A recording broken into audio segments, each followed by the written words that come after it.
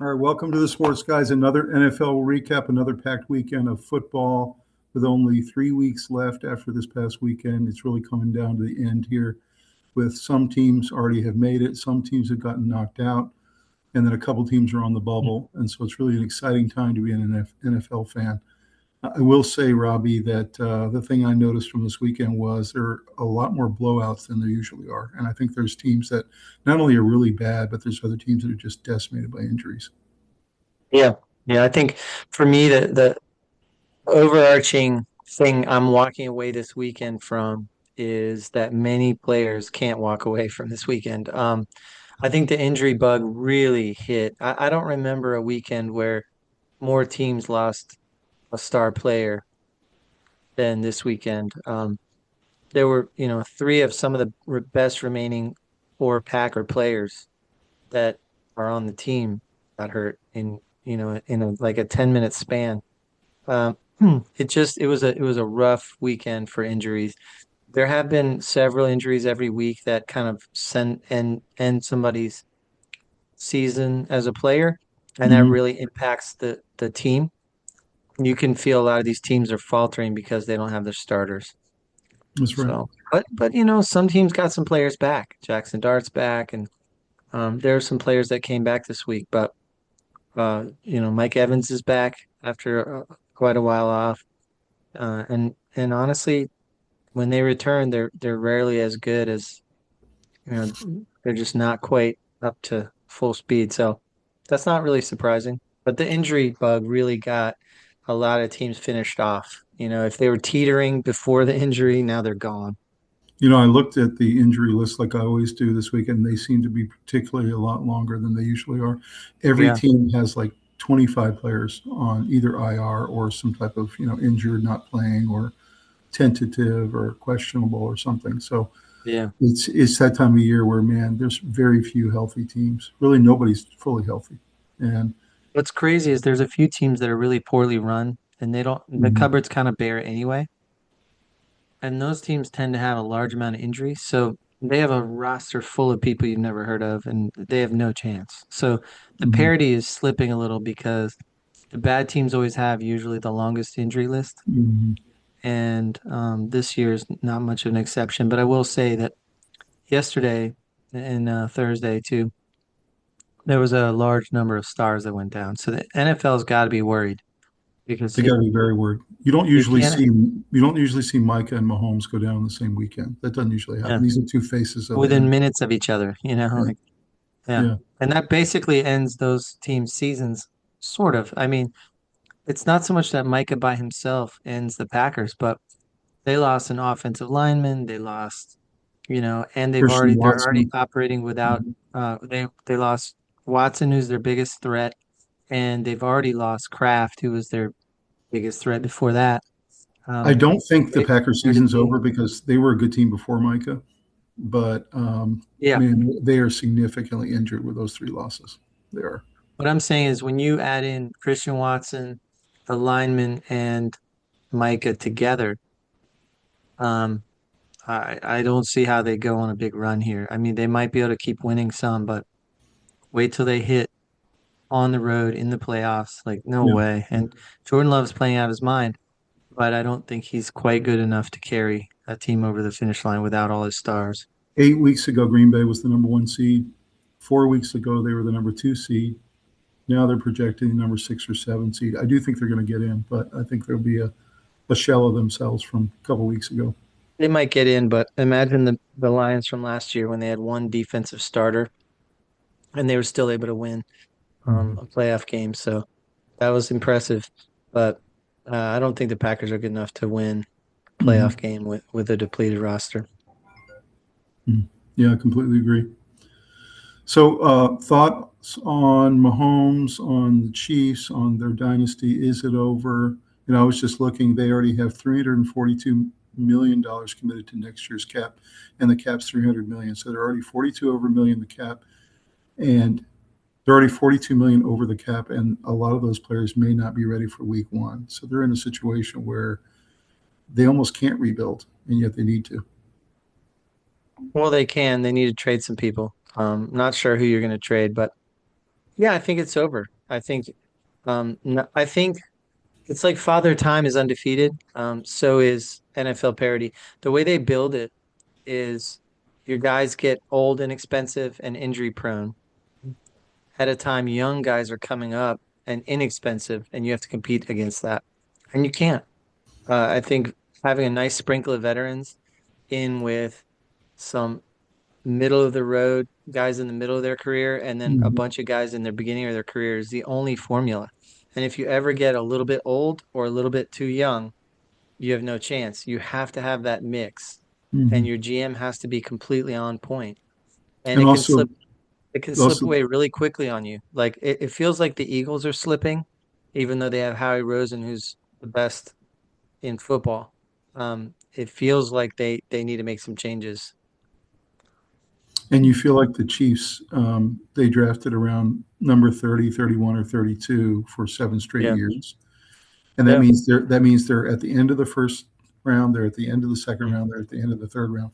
And I think they actually did pretty well for drafting so late on some of their No picks. question. But I But mean, it's built to avoid dynasties. I yeah. know that Colin Cowherd talked about that, and he's right. He's absolutely right. He nailed that point in that it's built to build up new dynasties. But I mean, And you look that's at exciting. Spagnuolo, Spags they call him. You look at him, and he's probably looking at the Houston Texans, who had 5 straight drafts of top 3 picks, Yeah. and they've got all these guys like Will Anderson, all these Yeah. absolute studs on defense. And Spags is going, man, if I Entering just had just that, I'd entering be. the prime of their career. You know what I mean? Imagine if the Chiefs had that defense. Good No. lord. If you could put Spags in charge of the Texans defense, they might be like the 85 Bears, you know? Hmm. Yeah. So, so yeah, that's what I think's happened to them is they've drafted too late for too long, and now they're over the cap. They're going to have to cut some people. They're And going to by have to the way, there's restructure another some thing deals. that's kind of probably no one wants to talk about, but I'm gonna because it's my hot take kind of. It does feel like some teams are tanking a little bit. That's what I was going to ask you. Is You can't tell here's me the Raiders aren't tanking. You so know, here's the question of the you night. can't tell me Here's the that. question of the night. Do you think that we're having so many blowouts, which we didn't see all year? We had a lot of parity this year, but now the last two Mhm. weeks we've seen blowouts, and the reason is number one, are they tanking? Number two, are they teams that were not deep already and now are a complete mash unit? They're so banged up, they're throwing third string guys out there. All the above. Or do you think it's that you're now seeing the playoff teams are so superior to those bad teams that they're starting to really figure it out and winning 31-3 kind of I thing? don't think there's that much superiority in the NFL. What's happening is a combination of the bad teams usually have the worst injury lists. So that means they're all into their backups. These guys are making league minimum out there. First time, they got the jitters. They're not used to playing with the A team. They're being asked to do too much, etc. On top of a fairly unmotivated set of coaches who are being told by the GM it wouldn't be the worst thing in the world as the Raiders to get that first pick. I Mhm. know exactly who I want, etc. And then you add in the fact that these guys' jobs are find out what you have on this team. You know, Mhm. do you have a decent backup running back? Let's put our starter on the shelf because he's a little banged up. Let's rest him. Let's find out what our backup is. And so, you Look at know, what the Chargers are doing. I mean, it's kind of there's all the above. It's not that any one team is just tanking. It's that they're tanking. They would love to have that. They're coveting those picks, the high picks, because they're doing so badly. They want to find out what do they have on their roster? Who do we need to get rid of next I year? mean, I mean, who do you think is the better coaching staff? They may be tied right now, the 49ers or the Chargers. I mean, you're talking about two teams that are complete mash units. Like the Chargers don't have any starters on the offensive line that they started the year with. They're playing with their third string running back. They're just completely banged up, and yet they're 10-4, and they're right in the Yeah, mix. Same thing with the 49ers. I don't know how they're doing it. They're winning we every knew game. we knew Harbaugh was going to create a culture of winning Mhm. um, on the Chargers very quickly. That's just what he does. And so the fact that they're winning with interchangeable parts is not that surprising. I think that You never even heard of half of their team who were playing out there. they're not going to go too far in the playoffs without those offensive True, linemen true. because as Harbaugh says, and he's right, offensive linemen are weapons too. Hmm. And he's absolutely right about that. And you can see a big difference between this team. when Alt and the other guy aren't out there. But at the end of the day, he is doing an awesome job. But they're winning 16-13. They're not. That's not a team that's built to go on a rampage through the playoffs. Mhm. So they're going to run into a, But you it's know, still impressive what they're doing and what the 49ers are doing. What those very, two teams are doing is impressive. very. And it's culture The based. 49ers are missing two of their top five players. And, Purdy's been out a little bit and he's back. He looks good again. So he's kind of carrying And them. and McCaffrey looks healthy.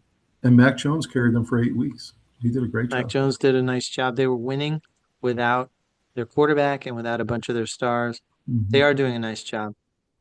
I'm not super impressed with their division, so we'll see um, what their competition has been like. But I don't know um, about that. They've got the two hmm, best teams in the NFC in their yeah, division, Seattle's doing really well. I mean, I and they're don't know, winning. but um, I Rams are the think best that team in football. injuries are mixing with backups out there. People are tired, banged up. And I think some teams are incentivized to lose.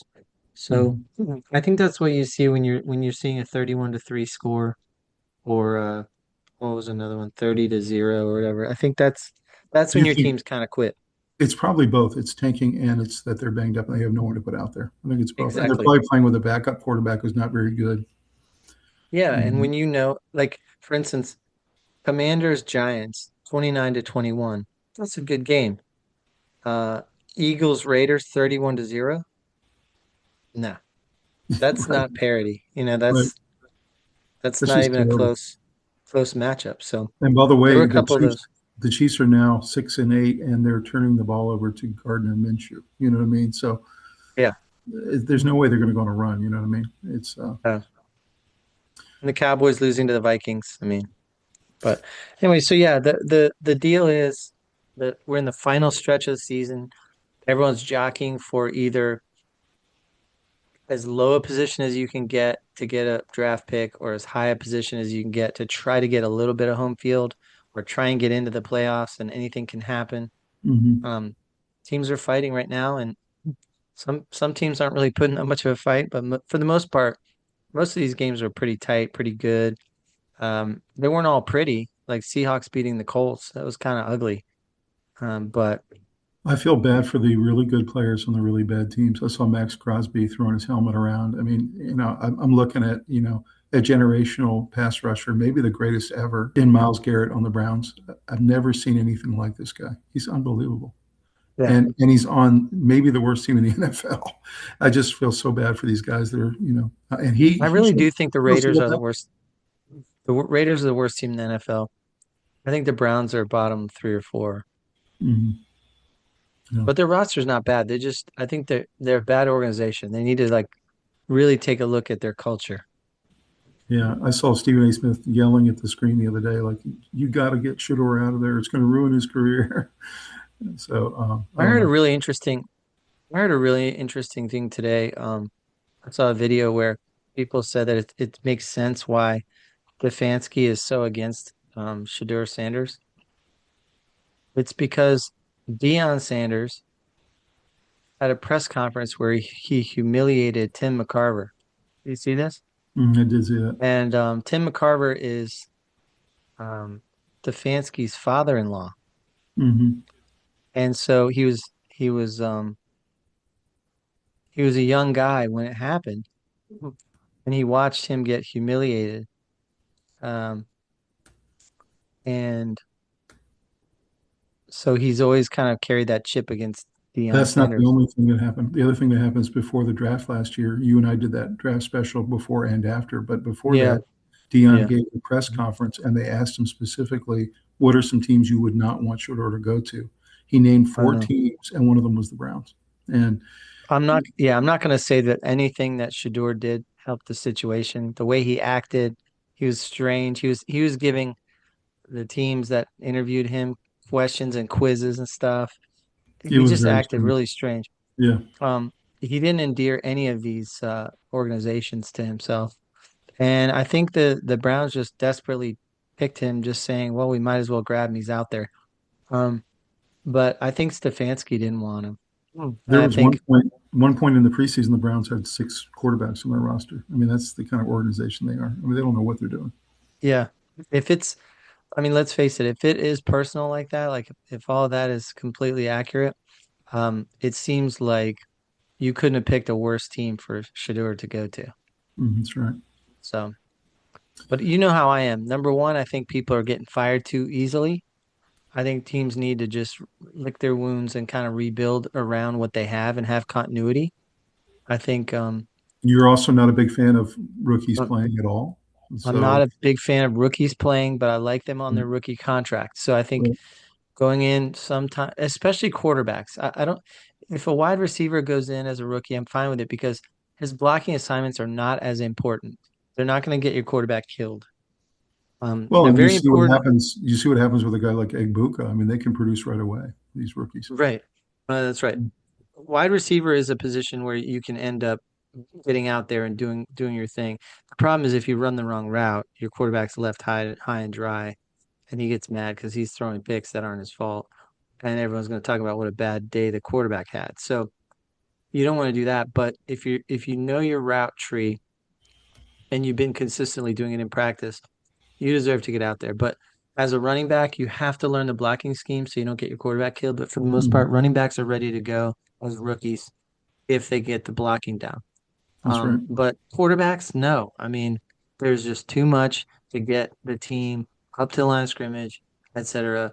And knowing all the different plays, all the different defenses, there's too much information.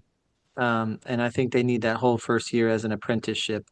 I'm never for playing a rookie quarterback ever, except for maybe at the end of a game that's a blowout one way or the other. Let them get up to the speed. But We're if you're counting your season on winning this game, rookies shouldn't be out there unless you have no other choice. we're watching Cam Ward sit at 2-12 right now, and I'm hoping very strongly that it hasn't ruined his confidence. You know, it just Yeah, it might have ruined the kid worse versus having somebody out there like Mac Jones that you could start and just let him learning how to play. So anyway, but there's a couple of my rules of thumb. One of them is rookie quarterbacks. The other one is don't fire your coach unless you know how it's going to make you better. Like in general, there's way too much just firing out of spite. Look at the Penn State job. Look at NFL the firing only firing time you coaches. fire midseason, it's very rare, but there are times it's necessary. Yeah, If they've lost the Jerome locker Moore room, maybe. Jerome Moore, and also if they've lost the locker room, like completely lost it, then But you might Jerome have to. Moore, they waited until a certain point when the season was over. They lost to Ohio State. The they waited till just after signing day. Like it was very sleazy. It was. They did it in a way that was a little bit sleazy. They if you're gonna get rid of him based on um principle, you don't wait until after signing day and all The that stuff, and then investigation had been going on for more than a year. So, I mean, they knew a lot yeah, of this stuff months, already. So, months. So anyway, let's jump into the so scores. What do you think? let's go. Yeah, let's do it. Let's talk about the games. Well, let's take a moment just to give a shout out to our sponsor for tonight, and that's Academy Sports, longtime sponsor of the program. We love Academy Sports. We go there for all of our sports apparel and equipment needs. Robbie, what do you think of Academy? Fantastic. My family loves it, and I love it because it's so easy to get all our stuff there. There's one really close to my house, so proximity is couldn't be better. I love going in there. If you're like me and we've got 3 boys in this house, and they're always needing new equipment. They're growing like weeds, and they need to. I'm constantly updating their basketball stuff. Just got new basketball shoes. We're doing multiple sports throughout the year. Soccer's all year round. Baseball. They got everything. They got everything you might need. Really good selection. Great prices, and there's always very eager people who help you. So the customer service is outstanding. And I'm so glad they're a sponsor because I love going there. And with Academy Sports, I mean, you walk through there, there's a football section, there's a baseball section, there's the area you can test your golf swing, there's a hiking area where you can get a backpack or a set of hiking boots. I got my last running shoes there, which I use all the time. So it's just laid out in such a cool way. So, guys, Yeah. go check out Academy Sports, check out academy.com, check out the Academy Sports app, or go to one of your stores locally as soon as you can and go check out some of the really cool goods that they have there. Yeah, if you walk through there, I guarantee you're going to see some stuff that you need in your mind, like, oh, I need to get that next time I'm here, or oh, I forgot about a cooler, or we're getting a little chair for Bill to go to our the boys' baseball games, Mhm. and that's the perfect place to go get it. So It they is. they have everything you need. Go check them out. Great place. We'll Yeah. see you guys next time. All right, so this is our NFL recap, December 16th, 2025. We're calling it Cream Rises. And what we mean by that, again, is that the good teams are rising and the bad teams are sinking, like Rob was just talking about. You got a lot of quarterbacks that are riding high right now. You got Bo Nix, who I've been really kind of down on a lot of this year. Their offense has been kind of broken. But the last couple of weeks, man, he has been fantastic. And He's gonna be good. he looked like a bona fide Pro Bowler this weekend. He really did. But Making that's what all I'm the talking about. Stay with your young guy. Stay with yeah, your young guy. Don't yeah. get rid of him. He's in year two, Don't give and up on him. and their offense was broken. And even Sean Payton admitted it. He said there were times this year that they just couldn't get anything going. They really were stuck in the mud, and Oh, no their question. defense There's was times where it keeping. looks terrible. A rookie quarterback, second year, third year quarterback, young guy can really look bad. JJ McCarthy comes to mind. Hmm. Um, Knicks. Look how Trevor Lawrence, it's taken 7 years for the light to go on. Hmm. I think Caleb Williams had a terrible first year. Don't give up. Just stay with your guy. Some of these guys have sophomore slumps.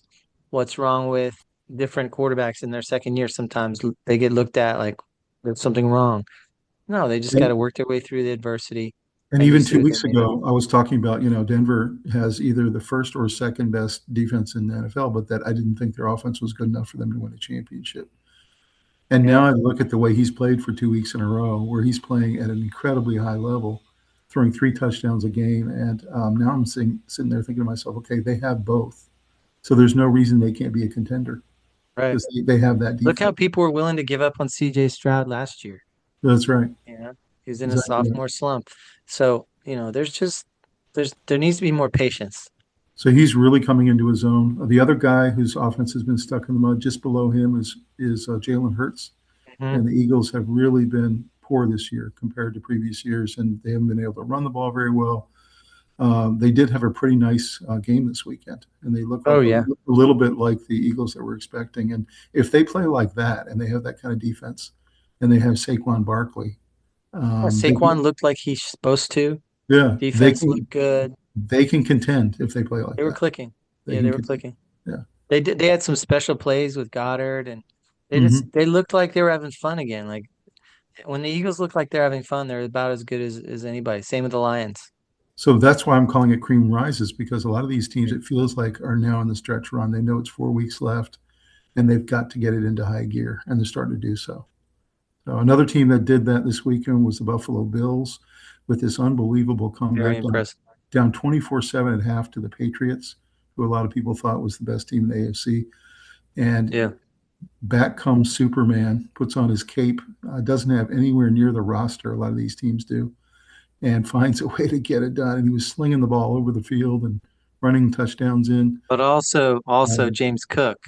and James Cook, He he had doesn't get three any of the touchdowns. credit, but No, he's he really does. the reason. I He think does. he's the reason.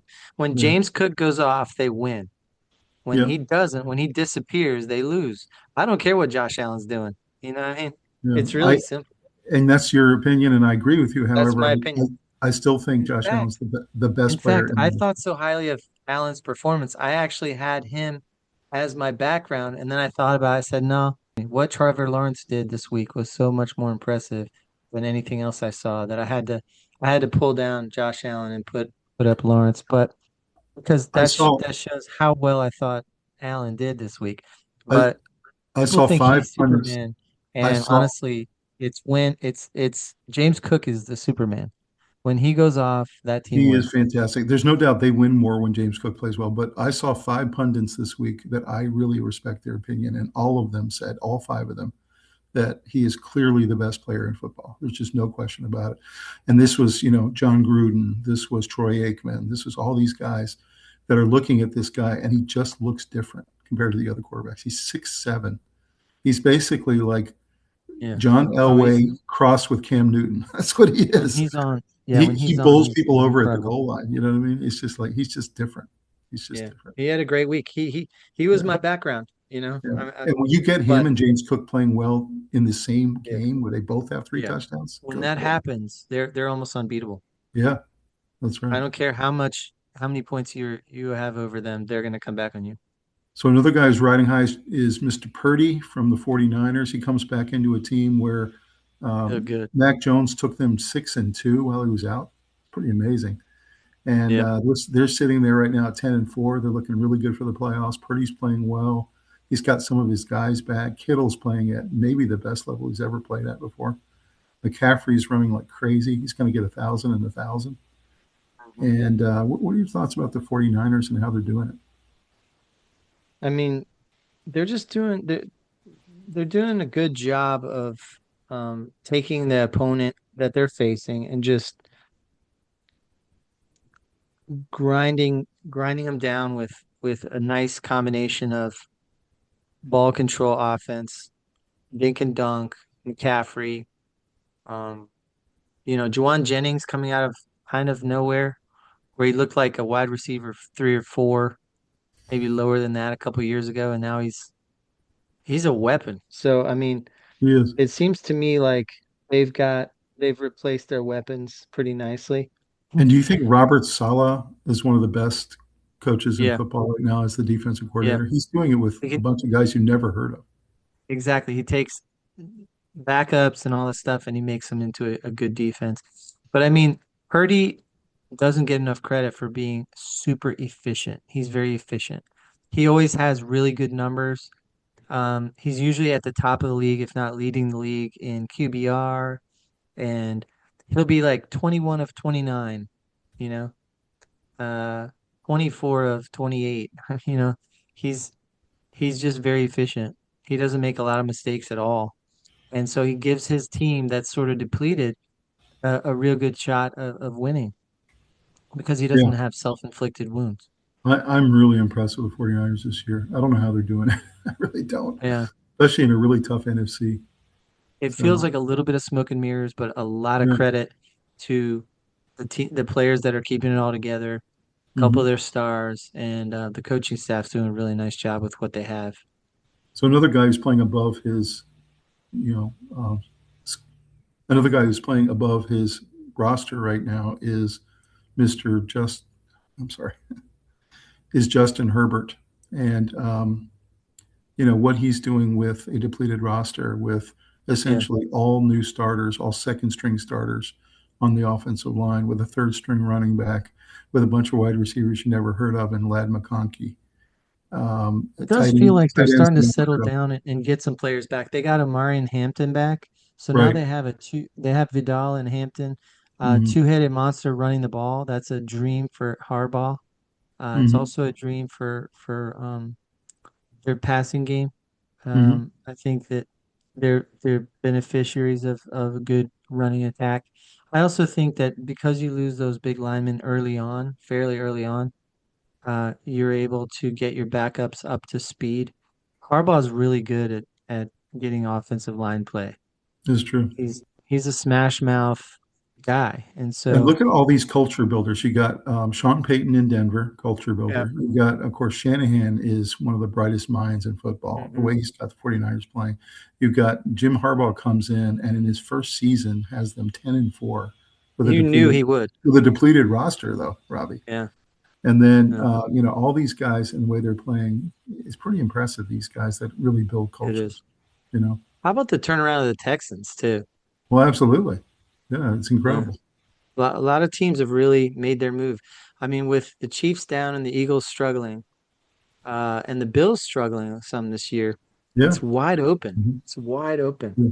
So another guy to All talk teams are about making a move. is their number 9 with the Rams. He's actually leading in Vegas right now for the MVP award, and that's Matt Stafford at 38 years old.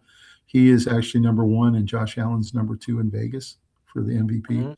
He's playing unbelievable. A lot of people think the Rams are the best team in football, and they just quietly win every week, and they quietly decimate people with these incredible receivers that they have. This week they had Puka Nacua and 3 tight ends, and that was about it that was available. They've got some Yep. injuries too. Devontae Adams was out, but they just keep doing it. Kyron Williams, they got Blake Corum now has really Yeah. come on. Their defense is really stout. And Yeah, they have a really good team all the way around. They have a really bright coach calling well plays. coached. Yep. And honestly, Matthew Stafford spins it better than anyone in the NFL.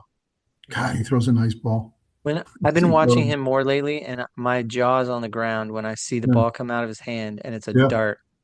that's right. In fact, And he said he's had to learn how to take some steam off it because players that are arriving, at camp and stuff and transferring in from other teams aren't used to balls coming in with that much zip. but you know what's interesting about him, Robbie? He does the dart, but he also does those long, lofting, let the guy run under it type throws Moon too. balls, yeah. Incredible. It's Yeah. just perfect every time. But the ones that amaze me are the darts in traffic where he can just throw it on a rope. There's no arc to it. It's just Mhm. straight across, right into the receiver's hands. And Yeah. I'm just marveling at it. The first time I noticed it was when Tom Brady pointed it out. He said he thinks that Stafford has the nicest ball in football. I think he's likely to win the MVP, but I think if he doesn't, it'll be Josh Allen. I think it's one of those two guys because no two guys are more important to their team right now. I'd say Stafford. I think Stafford's Maybe Stafford. Yeah, take, I think it's likely Stafford. I think. yeah, So another guy who's in your background right now, Trevor Lawrence. He's playing the unbelievable. best ball of his career for sure. He had that Oh great yeah. first rookie season where he took his team to the playoffs. They lost first round, but he had a really good year. And then he had a really disappointing second and third year. And everyone was kind of writing him off. And Not surprising. He's had he a didn't lot of even look coaching changes.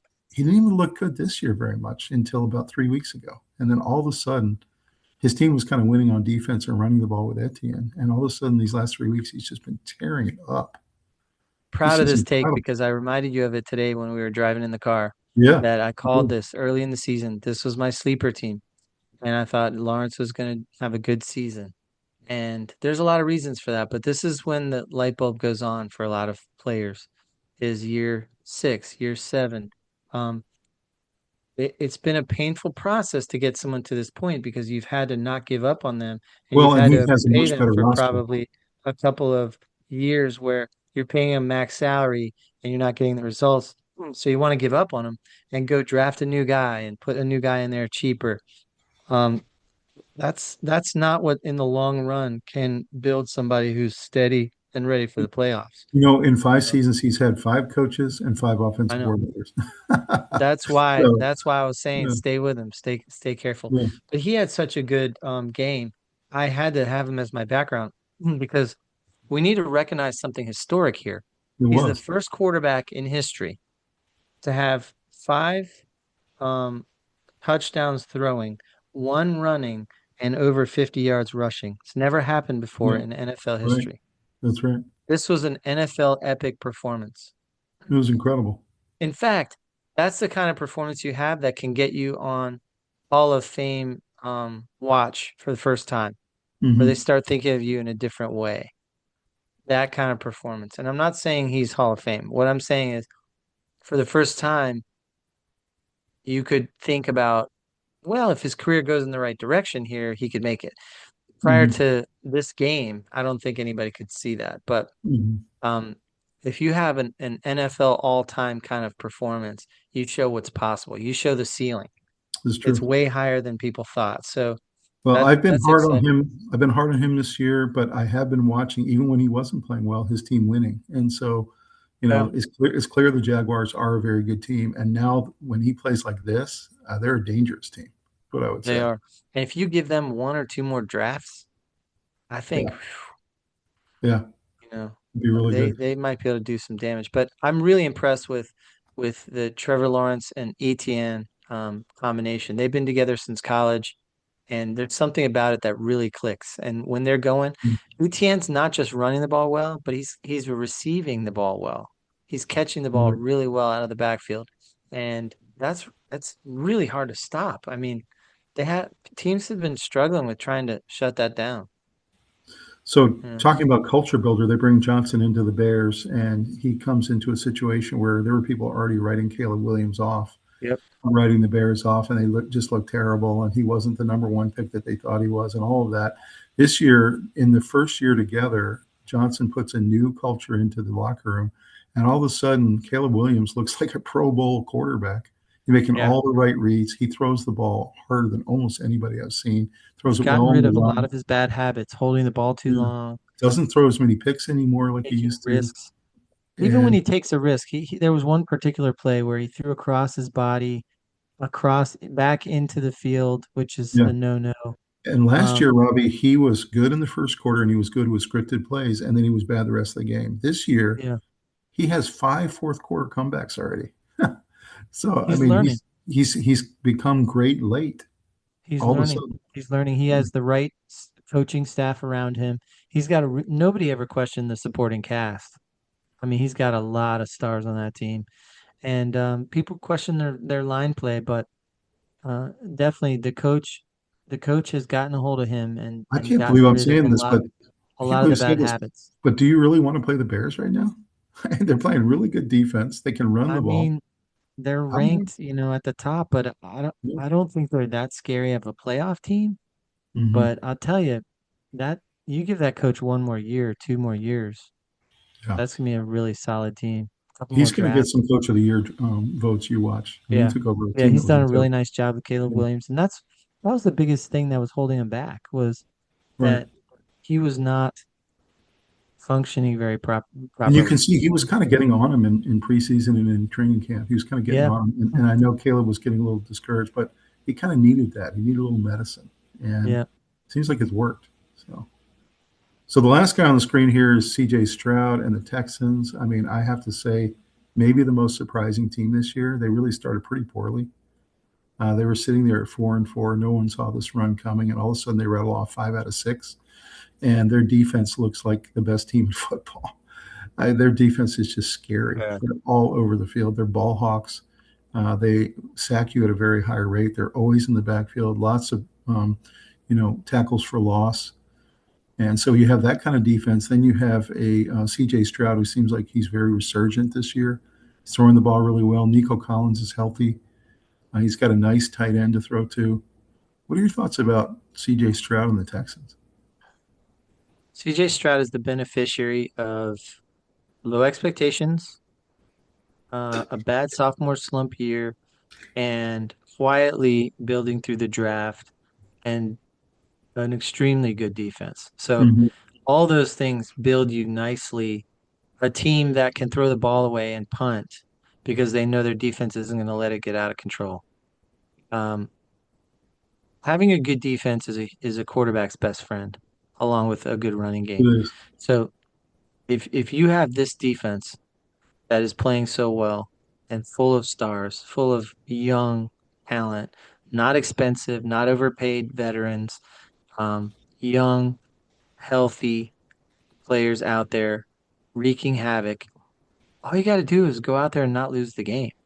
So, That's and right. he's much more capable than just not losing the game. So, It's interesting. uh, Tim Hasselbeck was saying today that he's got the Texans and the Broncos in the AFC Championship game because mhm, he said, "I'm telling you right now, nobody wants to play the Texans. Like they're playing that good football right now." I agree. He said the reason I think the Broncos will then go to the Super Bowl is because he doesn't think the Texans can win in Denver in minus 20-degree weather.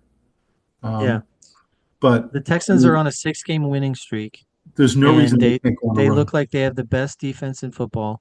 And yeah, they're going to run into a problem like on the road in the snow. in Denver They're or in It's going to be a Buffalo. problem. Yeah. But Mhm. but that'll be the end of the line for them. But they did something real special this year, which is They did. establish that CJ Stroud is their guy. There's no sophomore slump continuing forward. And they have shaken off some of the trades. They traded away some really good picks, got picks, and did good things with them. So now those picks paid off. Rob, they have Um, 3 first-round picks on their defensive line. Three I know, first-round picks. I know. So I mean, They they got have rid of so many Laramie good guys. Tunsil and guys like that over Mhm. the last few years. Mhm. And everyone's thinking, what are you doing? These are first round linemen.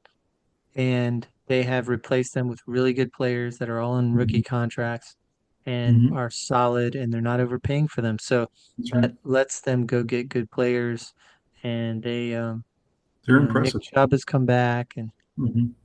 so Well, looking at the scores, the Falcons on Thursday Night Football take care of the Buccaneers. Of course, we as Panther fans were praying for this, and I hadn't seen Kirk Cousins play this well in about 3 or 4 years when he was with the Vikings. He played really, really well, really solid, was delivering the ball all over the field, and it made me realize, and I've been kind of realizing this for a couple weeks, that the Buccaneers defense, it's kind of trash. It's just not good. It is. They can't They need stop to draft anybody. some defensive players, no question. And it's kind of sad because they have a very good offense, and I'm watching Baker Mayfield. He's just so frustrated with his team. I mean, they were sitting there at 5-1 in really good position. All of a sudden, they find themselves 7-7 and in a tie with the Panthers for first place. And I don't know. I was really surprised by this result. What's your take from this game? So my take from this game is Kyle Pitts. He had It was good. an unbelievable game. He was a weapon all over the field. He had 3 touchdowns, 166 yards receiving. He did so well. He got 7% of his entire fantasy points of his entire career in one game. He was unstoppable, and I You felt sorry know, for anybody trying to I was cover him wondering because the last year and the year a before. safety couldn't cover him.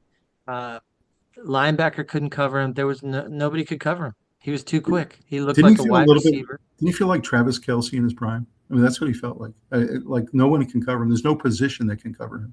He didn't look Yeah. like Travis Kelce out there. He looked much faster. He's six Um, six. yeah, he looked like a hybrid wide receiver Yeah. who was running like a 4.4 40. He looked like one of those hybrid wide receiver turned tight end, Hmm. fast, lanky, just a nightmare to try and line up against. Too Right. tall to be guarded by a corner. And he just had one of those games. And then look at John Robinson's game. He had 19 carries for 93 yards and a touchdown, and he had Hmm. 8 receptions for 82 yards. Hmm. That's a monster game from Bijan Robinson. So It was. my takeaway from the game was Pitts and Bijan Robinson together were too much for that beaten up Bucks defense. And doesn't this show you what it's like when you pick right in the first round? You had Kyle Pitts was taken 3 years ago. Yeah. He had a very disappointing first and second year, but they didn't give up on him. And now he looks like the number one draft pick that they thought he was going to be. That's And what then, I of say course, is there's too much giving up on yeah. players too And then quickly. Bijan is in his second year, and he was the number one pick 2 years ago after Pitts. Yeah. And he's starting to look like the first round pick. I don't think anybody's been calling for Bijan to go because he's Oh, yeah. pretty much Oh, the he's best fantastic. running back in football besides Gibbs. Yeah. Those two are pretty much the best two. So, but yeah, Pitts has been a bust, so to speak, in his first couple of years, and fantasy owners pulling their hair out. Everyone's dropping him from fantasy football, etc. And at the end of the day, he's just a really good player that hasn't quite popped yet. But That's right. man, he had a game. What's your take on Cousins? I mean, did anyone think he could still play this way? We hadn't seen I this think kind of so. game out of him in about 3 years.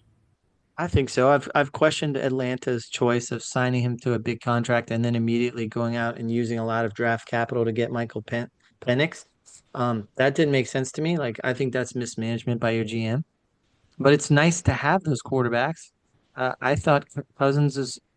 I always think he's a good quarterback. He's one of those guys that is solid and doesn't make too many He's mistakes one and of is those guys that when he's the starter, you can pull your hair out because he's got really bad weeks and really good weeks. He's that yeah, kind of guy. yeah. But as a Sometimes he'll do a backup, bonehead. He kind of reminds me of a Sam Darnold. yeah, They win a lot of that's, games. I don't that's know what right. to tell you. That's right. But It's not flashy. It's not highlight reel all over the place. But well, as Panther fans, we were so excited by this because now we realized that all we had to do was beat the Saints, and then we could keep control of the first place of this division. So really, really happy for with that that, result.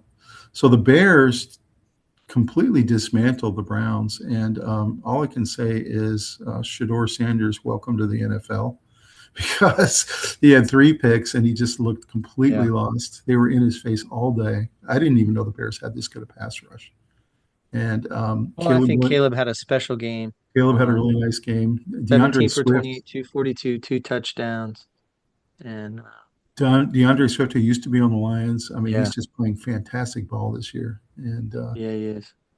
What are your thoughts about this game? I mean, does it feel like the Browns have quit, or is it just that the Bears are this good? I don't know. I really like the Bears receiving core. Listen to this. Luther Burden, DJ Moore, Holston Loveland, Holcomet, Olamide Zaccheaus, and Hmm. Monange Hmm. and Swift, both catching out of the backfield. And I didn't even talk about Dunze. I mean, I know so like they have some weapons, man. they have some weapons. They have some And weapons. the Yeah, only question has always been, can they get a patchwork offensive line together to hold up for and Caleb Williams? and can Because he's going to Caleb hold the ball Williams too long. can he develop into what we thought he was going to be, which he has this year? So Yeah. yeah. I don't know that another team has more weapons than that. I What, can't think of one. but what do you think of their defense? Like I didn't know it was this good. It's been pretty Yeah, good the last couple weeks. they're doing a nice job this year. They've definitely put some assets on their defensive side. In this game they got 5 sacks and 8 tackles for loss. That's a very nice game for your team. But they're going against the Browns that are really Yeah, upside down right now. true. Shador is in his learning apprentice stage where it's ugly. And I can't say enough about Johnson and the staff he's brought in. I mean, it's just a yeah, completely different team, completely different culture. He goes in after these wins and he gets them all fired up in the locker room, and they no, love no playing for question. him. And then I see the locker room on the Brown side where it's loss after loss, and I feel horrible for Stefanski. I know he's a good coach, and I know as soon as he gets Yeah. fired, he's going to be picked up by somebody else. But Yeah, somebody'd love to have him, it especially as just a coordinator. seems like this is just a bad franchise. They just can't turn it around. I don't know what it is. They're poorly run. It seems like they mismanage. Having 6 quarterbacks means you don't have any, and that creates turmoil at the beginning of the season, sends you off in the wrong direction. You know, there Then were a you do lot of something stupid. You know what they did? That was so dumb. They went with Flacco, one of the oldest quarterbacks in the league, and then 2 rookies. yeah, yeah. They needed that bridge quarterback. They They needed got to rid of keep Pickett. Yeah. Pickett. Hmm. They needed to keep somebody that had a little bit of experience. Hmm. Who was the other one? Was it They had Huntley, they had Tyler Huntley, they Huntley? had Yeah, they Pickett. could have kept Huntley.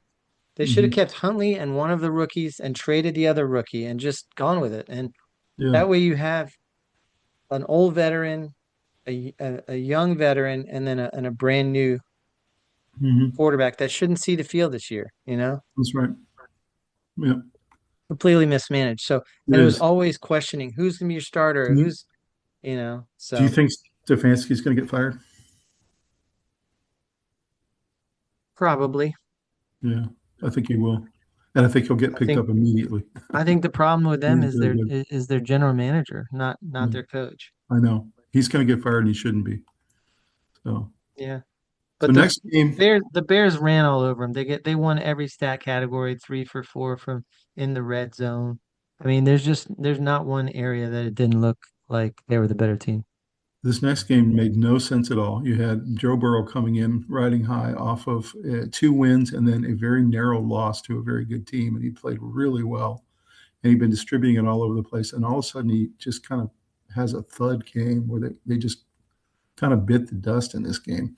And the Yeah. Ravens came away with a pretty sizable victory. Joe Burrow, after the game, looked so depressed and so down that he was hinting at retirement and was saying that maybe he's the new Andrew Luck and all this kind of stuff. Yeah. What is your take from this? I mean, the Ravens are not very good, and I just don't understand what happened here with the Bengals. Well, I think the Ravens are a lot better than they've been playing. I mean, they have some weapons with Zay Flowers, DeAndre Hopkins, Mark Andrews. I mean, that's as bad as good as it gets. Derrick Henry running the ball. And then Lamar Jackson throwing and Derrick Henry running. Like, come on. Yeah, I know. That's a pretty good team. Their defense is pretty loaded still, even though they've had really bad games. But Yeah. um, I don't know. It feels like Cincinnati's in trouble. They need to start over. It feels like Burrow has fought to try and come back from his injury, and he's met with a terrible team, and so he's just kind of giving up too. I think he needs a new change of scene. I just don't think it's going to Yeah. happen. But he needs it really badly. You know, he needs to go somewhere like Miami or something. Oh, I Um, love it. that's what Burrow's he needs. probably the best quarterback in the NFL, in my opinion. And he But he's just in looks such a so bad defeated. situation. Yeah, He is Andrew Luck. I mean, he is he the is. next Andrew Luck. He is. He's a guy that should be headed to the Hall of Fame with probably one or two rings by now. But the problem is he's on the Bengals. You Would it know, shock you if he walks away in the offseason? It wouldn't shock me at all. He's just kind of a no. It, quirky guy, you know? could you imagine if he was the Eagles quarterback Yeah. or or the Or the Cowboys or something. or well, Man, no, the Cowboys are doing well, but how about could you imagine if he was the Titans quarterback? They'd be so much better, I you know? know. It's You true. name it, almost any team would benefit from him being their quarterback. I'll tell So you, I, the Panthers will take him. We'll take him with. yeah, he's so good. But I'll tell you, it felt like he's given up a little bit, and It does I feel don't like that. admire that. He fought like crazy to come back from his injury. I admire that a lot. And now he's starting to get frustrated, and it's coming out in his media I performances. really did not like that post-game press conference. He sounded like he needed a shrink or something. It really was Yeah, bad. yeah. He said I no team hope would that have he's wanted able to be to a pull quarterback himself today. out of it. He's such a great player, so good for the NFL. And I don't know He'll what be the fine. Bengals do. He needs to shut it down and go into the offseason, get healthy. Hmm. And the Bengals need to do some self-reflection on what does our roster look like. I Hmm. told you years ago that they should have picked Penny Sewell instead of Jamar I Chase. know, I know, I but they. stand by that because there's other wide receivers that have come into the league that are just as good. You name a lineman that's as impactful as Penny Sewell. There's There's very probably few. no team other than the Raiders that needs like two really good drafts in a row than the Bengals. And the question is, can Joe Burrow hang out until then? I just don't know, but Well, that's the problem. they They need need to a couple invest in drafts. linemen right now Mhm. and patiently let those guys get their feet under them. Mhm. And that's a rebuild. It is. They're right in the middle of a rebuild. They're about to start They've it. been acting like their roster is good enough to make the run the whole That's time, right. and it hasn't been. So this game was pretty wild to watch. This is a interdivision game. Chargers Chiefs. It's always tough when the AFC West gets together. Herbert was clearly the better quarterback on the field even before the Mahomes injury. I thought the Chargers were by far the better team. They make fewer mistakes. They have fewer penalties. And then, of course, the big injury to Mahomes where he tears his ACL, had surgery the next day. And, Kelsey had a pretty nice game, but generally, I didn't feel like this game, even though it was close, was in doubt. But thoughts about this game, thoughts about these two teams that are going in different directions. I think there's too much pressure on Mahomes. Their uh their running game is trash. Complete trash. I mean, it's probably the worst running game in football. I can't think of a team that's worse running the ball. Um, there's too much pressure on Patrick Mahomes, and he plays a dangerous style of gunslinger, running out of bounds, pretending like you're not. Like everyone's gonna want to take their shot at him, and because there's an arrogance there that comes out, and it's actually just him having Although, fun playing. But although but what's interesting is people this are was a tired non. of them, It's so true. they're gonna give him their best shot every He single plays a time. dangerous brand of football, like you said, and he gets hit out of bounds and things. But what a lot of people don't know is he had been playing for a number of weeks with a knee injury and that he had been favoring it. And so the questions are going to come out now. Should he really have been playing when he wasn't 100% healthy? They're fighting And for their playoffs life. I I don't know, blame I them. know, Yeah. but it may have caused this 1 year It was a recovery. strange tackle where he was heading toward the sideline. He almost got he almost got there and the guy got him from behind and it just twisted Hmm. him. It didn't Yeah, look that gruesome to be honest. Everyone was talking about how it was right, a gruesome injury. right. It wasn't anything like, Tyreek Hill or Zach Ertz's injuries or Mhm. something where the leg's pointing in the wrong direction. It was a twist and it was too bad. Yeah, but it wasn't no contact like Micah's was no there was nobody around him. Like that was no contact. But yeah, Mahomes, I called it actually last year. I thought he was gonna probably start having injuries, and he didn't. He made it all the way through. A Hmm. lot of players on his team were hurt, which is why they didn't look great in the Super He Bowl. made it all the way till season 8 to have this kind of situation. And by the Yep. way, what's funny is this is the same year that Tom Brady had his blowout knee Yeah, I injury, know. second week. I know. So, Yeah. but any other thoughts on Chargers and Chiefs? I mean, we talked about Chargers Um, they can't win big right now because they have so many injuries themselves. So Yeah, they're struggling. I think in the playoffs they're going to be okay because they can run the ball. Getting Omari and Hampton back is huge because now they can go 1-2 punch running the ball. Herbert looks good. Um, I don't think they have quite enough uh, weapons. I do you think think Keenan Allen coming back was big because now it takes a little pressure off Lad McConkey. But do you he think still hasn't Travis really had a game yet that says that he's fully healthy. you think Travis Kelce is going to retire after the season? Maybe because I think he's going to hear the word rebuild, and I don't think he wants to Yeah, be a part of that. I think that's right. And I I don't think think if Patrick. I think if they were close to the Super Bowl again, and I don't think they are, uh, I think he might say, "Let's give it one more run." Mhm. But Mahomes might not be ready for the start of the season. He's likely not Um, going to be. It's a yeah, it's 1 year going to be an injury. ugly start of the year for them. I don't know if Travis wants to do all that. He's got a Mhm. successful podcast going, Yep. and he's got Taylor Swift. He's He's getting got a married in lot of 2026. Yeah. He's Mhm. older. His body probably can't keep getting it done. Like he keeps Mhm. getting banged up a little bit, Yep. and it's got to be hard, you know. I think he's going to retire. That's my guess now because he's looking at a rebuild situation. So, Let me put it and this they way. Is there anything that remains for him to do in football? no, he's had an Is he going to get a unbelievable. league MVP? No. Is he going to get Super Bowl MVP? Probably not. He doesn't receive the ball at that level anymore. So what is there left to do but other Is than sit around and get hurt? is he a 10-time Pro Bowler? Yes. Does he have three Oh, he's rings? Hall of Yes. Fame. Yeah, he's So Hall of Fame. He's yeah, done some tremendous things. yeah, He's sort of He might be the best tight end of all time. I don't know. yeah, He's definitely in yeah, the top three. for sure. Uh, some of his stats indicate he's the best of all time. So Yeah. can he add to that? Can he hang on and just pad stats like LeBron's doing? Maybe, but is that something he wants to do? He's got a young Taylor Swift. They're getting married. Yeah. There's all this excitement in his life with the That's podcast. right. Like he's already got his next thing ready to go. Like That's right. why would you hang on? I don't know. Maybe So he this just loves next football game, that much. this next game was one of the most remarkable comebacks of the season.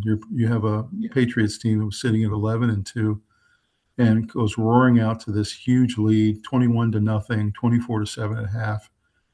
And then Josh Allen and James Cook and the Buffalo Bills come storming back. They score 4 touchdowns in the second half.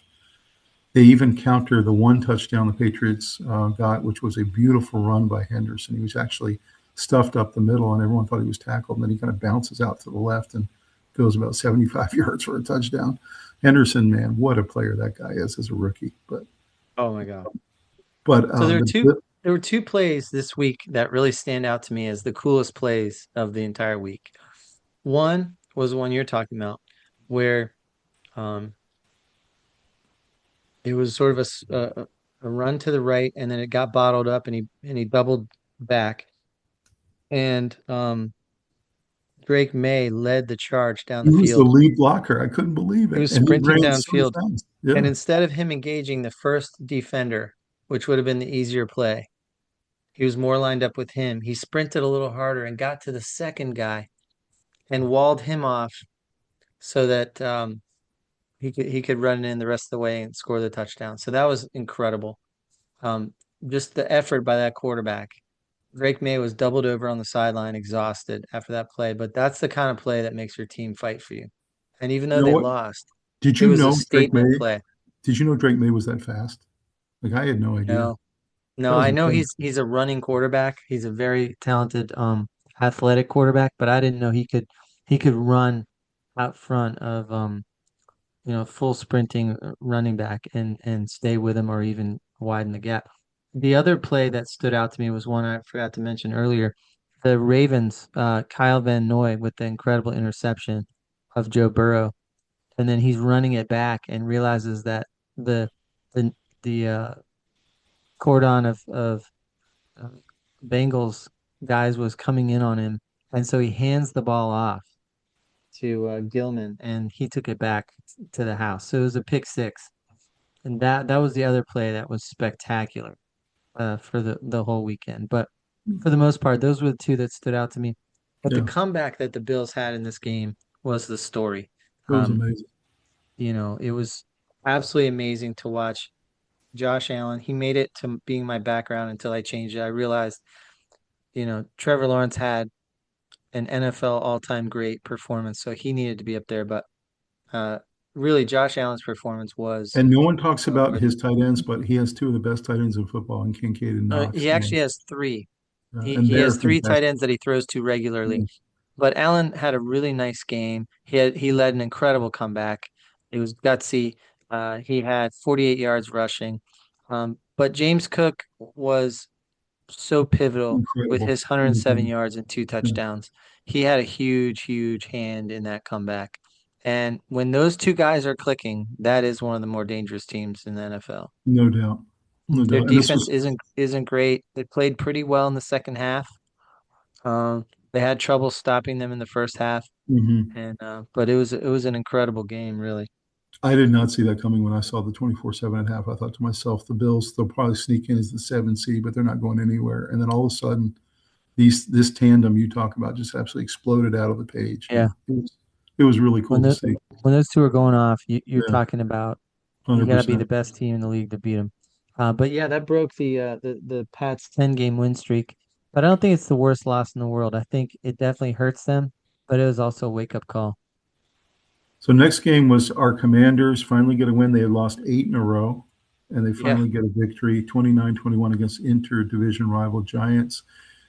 We had Marcus Mariota get the win, and after the game, the Commanders announced that they're shutting Jaden Daniels down for the rest of the year. They can't make the uh, playoffs anyway, and they're going with Mariota the rest of the year. And I think the locker room likes playing for him. I really do. Mariota Um, played great. and Jackson Dart had a pretty decent game. He said Yep. that the after field conference he had with Mariota went a little longer than normal. And he said Mariota had a lot of really great things to say to him and a lot of great veteran advice. And he said Mhm. he really appreciated that player to player. He said he didn't have to do that, but Mariota really kind of took him under his wing and kind of gave him that veteran advice, and he really appreciated it. So I thought that was pretty classy by both him and by Marcus Mariota. It's pretty cool. Um, Jackson Dart, I've been really impressed with his performance as a rookie. yeah, He's There's two things about Jackson Dart.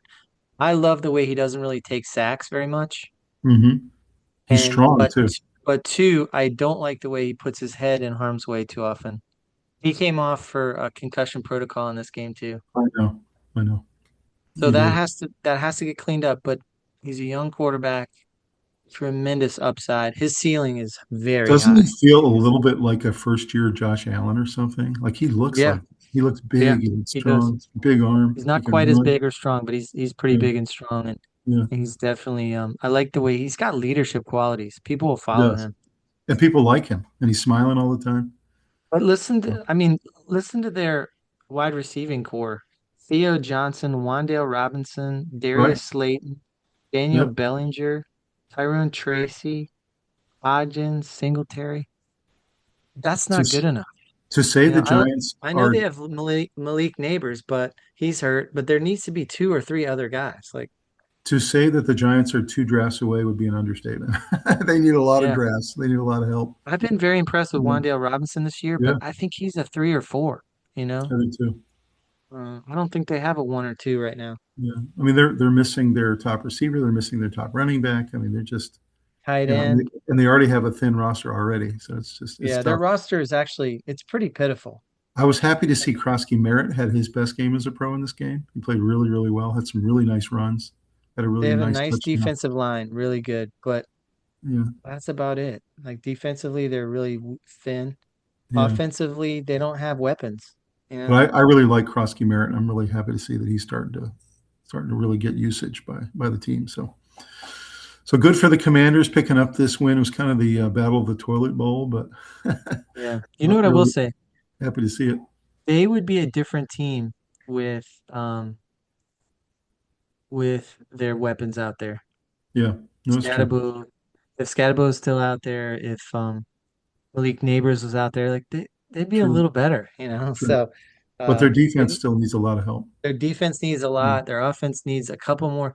They need another really good wide receiver, a tight end, and then a bunch of defensive players. 2 corners. Yeah. That's the bottom line. Yeah. This next game was just one of those blowouts we talked about. This one along with the Ravens Bengals one and the Bears Browns one. It was kind Yeah. of blowout Sunday for a lot of the really bad teams. And I just scratch my head and look at this game and think to myself, there's some really good players on the Raiders team. And yet they have so many holes. It's like fingers in the dike. They just can't hold I it don't back. I don't have any notes on this game because it was one of those ones where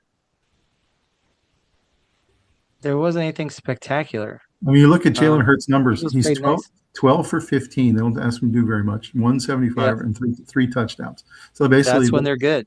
yeah, When yeah, they he ask gets them out. Jalen not to win the game for him, but to not lose it, they're good. They ask him to do some stuff down in the red zone, which he does, and he throws it to Goddard for a touchdown. So anyway, really efficient, nice game for the Eagles. Their defense played really well. They But were they really also had a trick stingy. play to Goddard, which was a Yeah, direct snap or whatever. And yeah, that was I like that. I like how they got a little creative. They looked like they were having fun for the first time in several weeks. yeah. And I know the Raiders brass has to be thinking to themselves, did they really get themselves the right coach? I mean, I know he's a veteran. He's had a lot of success. He's a Super Bowl winning coach, but it just feels like the game has passed him by now. He's always chewing his gum, and I don't know. He just can't seem to get them out of this funk that they're in right now. And they're I just don't not. know. I think they're really thin, their roster. I mean, okay, great. You got Ashton Genty. What else do you got? Brock Brock Bowers. Bowers is Yeah, tremendous, but they don't have a wide receiver on this roster. yeah, that's true. Um, they don't, they have Brock Bowers and they have Genty, and they Hmm. don't have either offensive line or defensive line except Well, they for have a stud Crosby. pass rusher, Crosby. Yeah, but They have Crosby, that's it. So they kind of remind me of,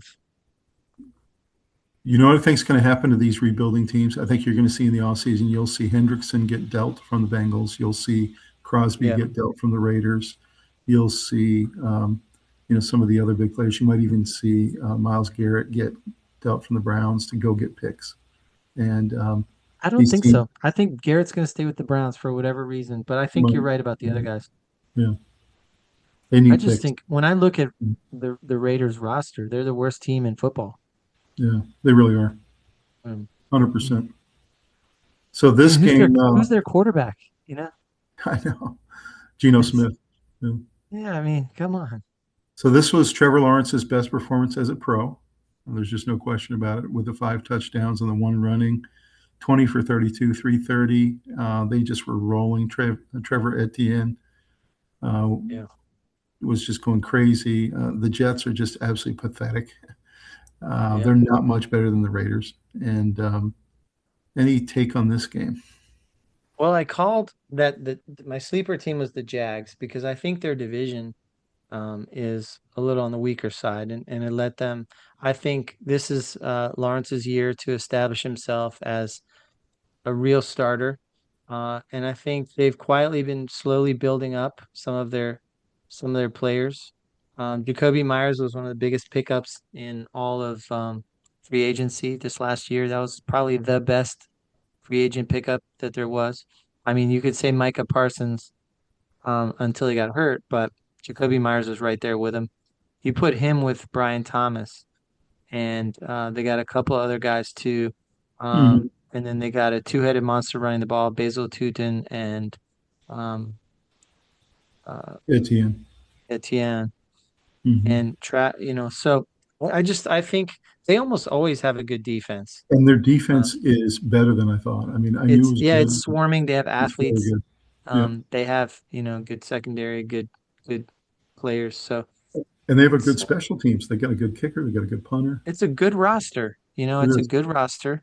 Not a great roster, but a good roster. And a couple more drafts, I really think they could get there. I mean, if you got one Yeah. more wide receiver, a tight end, and maybe a couple more defensive pieces, Yeah. you're really close, you know, Yeah. They really probably close could to use being a a they could competitive probably playoff use team. like a premier pass rusher, I think. Yes, Make that exactly. defense You brutal. need a premier Like the pass Texans. rusher, probably an offensive lineman, I mean, um, everybody needs a Will tight end. Anderson, let's be honest. Yeah, You that's know, right. somebody like that who's a game wrecker. Yeah. So the Cardinals look absolutely pathetic again. They're just, although they do have this kid McBride who just blew up for me in fantasy. I loved it. Yeah. But He's other he's than setting him, records. He's he's setting setting records. records on a really bad team. on a really bad team. And they're played the resurgent Texans, who they just are on a winning streak right now, 6 in a row, and seem to have the best defense in football. And all of a sudden, their offense is rounded into shape. Stroud's playing well. All his weapons are getting distributed to. They're running the ball all of a sudden.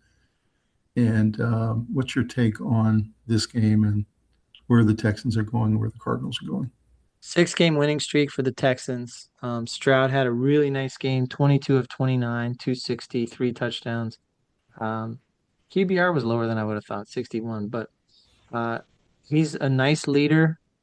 We've always felt like he was probably the pick instead of for the Panthers. He should have gone that route. But, he had a disappointing year last year because he had a lot of unknowns around him. Mhm. The digs in and out of the lineup kind of messed him up a little bit. And the It felt defense like wasn't they nearly as haven't been good able, last year. Yeah. yeah, it felt like they haven't been able to run the ball. They Hmm. got this guy Jawar Jordan, Hmm. who had a really nice game. But they got Woody Marks also, and he makes an impact.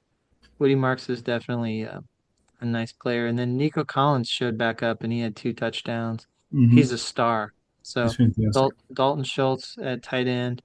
So they Hmm. got some nice players. I think they need another wide receiver, and not sure they have their running back situation totally squared away, but it feels like they've rebuilt from when they dished all those players two I years saw the ago. analysis Two about years them, ago. and they said they probably could use a right tackle as well. So they're Yeah, probably a couple pieces away from being the best team they're in a the couple AFC. players They're away, but they're close. not in a Close. rebuild. They're Yeah. not in a rebuild. They're right there at the playoff level. Hmm. Competitive playoffs is in their future, probably going out after 1 or 2 rounds, Hmm. but it's pointed in the right direction. They got their guy. Stroud is a good leader, good quarterback, and they Hmm. just need to build around him. And I think it seems like they've been doing a nice job of they dumped some of their star players that were going to be too expensive Yep. and they rebuilt with young guys and it's paying off. I mean, Will Anderson, are you kidding? The guy's unblockable. It's crazy. And what's funny is he may not even be the best player on the defense. They have so many good players on that I line. don't know. They have Yeah. 3 first-round picks on that line. It's Yeah. crazy. It's So, not just the line. They got players everywhere. so Kyler Murray has been a healthy scratch 4 weeks in a row, and a lot of people are saying that his time in Arizona is I over. think he's done in Arizona. And the question is who's going to pick him up for 49 million a year? I Like, don't know. I don't Nobody understand that. There's no nobody value in there. their right mind. So what do you do? Because he's got I one don't year know. left on his contract, and then they could let You him got go. it. If you're the Cardinals, you pick up some of the contract. You You pick pay up some some of of the it. contract, and you just pray that somebody gives you a fifth-round pick or something. Somebody will give you something like that and be willing to pay 30 million Apparently, and they've been take. shopping him to the Miami Dolphins, and Oh I know no. you probably don't want that. No. He should go to the Raiders. Yeah, maybe the Raiders. He should go to the I don't Raiders. know. It's been a diminutive fall for him because he really, a couple years ago, was one of the most exciting players in football. Yeah. And now they just don't think he's usable in the current No. NFL. So, so yeah, that's my thought too, is that he's going to end up somewhere else next year. So the Colts start a 46-year-old quarterback who hadn't played in 5 years in Philip Rivers. And I thought he did pretty well. I don't He know. I did. mean, I don't know what you can expect from a guy who hadn't played in 5 years and hasn't taken many steps. He had 2 practices this week. He does know the offense inside and out. He knows Shane Steichen, their personal friends. His high school that he coaches down south actually runs the exact same offense as the Colts, down to every play. So Interesting. this was not a big stretch for him to understand the playbook because he runs it with his team. By the way, his team got knocked out in the semifinals of the state championship, so apparently he's a pretty good coach. He comes back and plays, I thought, a pretty decent game, gave them a chance to win. They were leading most of the game, all the way down to the last second kick by the Seahawks to win it. Yeah. I Jason thought that, Myers had 6 field yeah, goals. yeah, that's That right. was their whole offense. Yeah, and Jonathan Taylor played really well. His best game in a long time. He'd been kind of shut down for a while. Darnold had an okay game, but not his best. Any thoughts about this game and where the Seahawks looking ahead to their rival Rams, which is what I think was happening? I think the Seahawks are beatable, but they're also a very dangerous team. You don't really want to play. Yeah, Um, the I think they Colts are had. really struggling. I mean, let's face it, Rivers just got there. Like I they know, can't roll out the whole playbook. I don't right? care what. if it's the same system or not. Plays are different names. So Right. he's got a lot of information to process. And I think he did a I mean, reasonably, I mean, a really good job, actually. didn't you think he did okay for two Yeah. practices? I mean, my Yeah. goodness. He didn't look like he just got there this week, let me tell you that. No, I thought he did But okay. they got some nice weapons, the Colts. I think that the future is bright. Tyler Warren, Pittman, Josh Downs, those guys, it's pretty Yeah, good. that's I right. don't think they have they're not missing a lot there. Jonathan Taylor running the ball. Yep. And they've always had good offensive linemen. They have a good They might, roster, I yeah, will say. Their offensive line kind of collapsed because they had some injuries this year because their offensive line is usually pretty good. Um, I just feel like the Seahawks were not completely ready to play this game. It was in Seattle, yeah, and they just looked kind of sluggish all day. It did not look like the Seahawks were used to scoring 42 points a game, and they almost got picked off. And let's be honest, they really kind of got lucky to win this game. yeah. They got lucky. Yeah, You know, I feel like Seattle's starting to be thought of as an elite team, and I don't think they're elite. yeah, I'd like to see Jacksonville play Seattle yeah. That'd be a good game. to see, That'd be a really good game. who's really the better of those two teams. I actually like Seattle. I like Seattle in that game, but I think Maybe Jacksonville would have a chance. they would Seattle's one definitely of have a the chance. I think it'd Seattle's be a one of the great few game. Seattle's one of the five teams in the NFL that have a good unit on both the offensive and I defensive agree. side. There are very few I that do, agree. and they do. Are So, Charbonnet and Walker good enough running tandem? so this game was absolutely No. devastating. The Packers came into the game feeling like they had to have this one if they're going to remain in the number one or number two seed race on the NFC side. They're playing a really good Denver team. They had a 16-14 lead at half. The Packers did. They seemed like they were playing pretty well. And then Denver just really turned it on, and Bo Nix played fantastic in the second half. I really felt like both teams played pretty well, but it felt like at the end of the game that Broncos were the better team. In addition, of course, Micah had the devastating ACL tear injury. So, what's your take on this game in Denver? And really felt like it was between two playoff teams. Well, I think Green Bay is a very good team. I think that anytime you lose a star player, it's a little bit of a shock, and I think it's kind of scary. Like it rattles the team that loses the player. Um, I think Jordan Love was asked to do too much in this game, but I think that Green Bay is one of those tough teams you don't really want to play. I like their defense a lot, Mm-hmm. but we've said a while ago that we thought that Bo Nix was going to be one of the best quarterbacks out of this class, Mm-hmm. and I think he's proven that he is. Um, He might be the best quarterback in that class. And I think he was fourth taken. And yeah, I he's, mean, I would say Jaden Daniels is better, yeah. but he's injured, so availability matters. Um, Mm-hmm. I think we always felt like Jaden Daniels and Bo Nix were going to be the best two, and then And Caleb looks awfully good right now. I don't couple know. other guys. And Caleb has definitely started to look like everybody was saying that he would. He Mm-hmm. needed the right coach. So, but I I worry a little bit about Denver's offense for the most part, because they don't look like a 12-2 kind of offense to me. But their defense is amazing. Their defense is the second best defense in football, in my opinion. I This think was the first only the Texans are game. better. This is the first game the whole year that I felt like the Denver Broncos had an offense good enough to get them to the championship Yep. game. The first game. Yeah, I agree Bo with that. Nix and Sutton and all these guys, they looked really good. Franklin. Yeah, They've got a lot of weapons if we can just get it to them. And they do. I was impressed. I think they now are in that five teams that have both sides of the ball if they play like that. Yeah, I mean they could run the ball. RJ Harvey starting to look like a starter. Mm-hmm. And I think that Cortland Sutton is a real legitimate number one.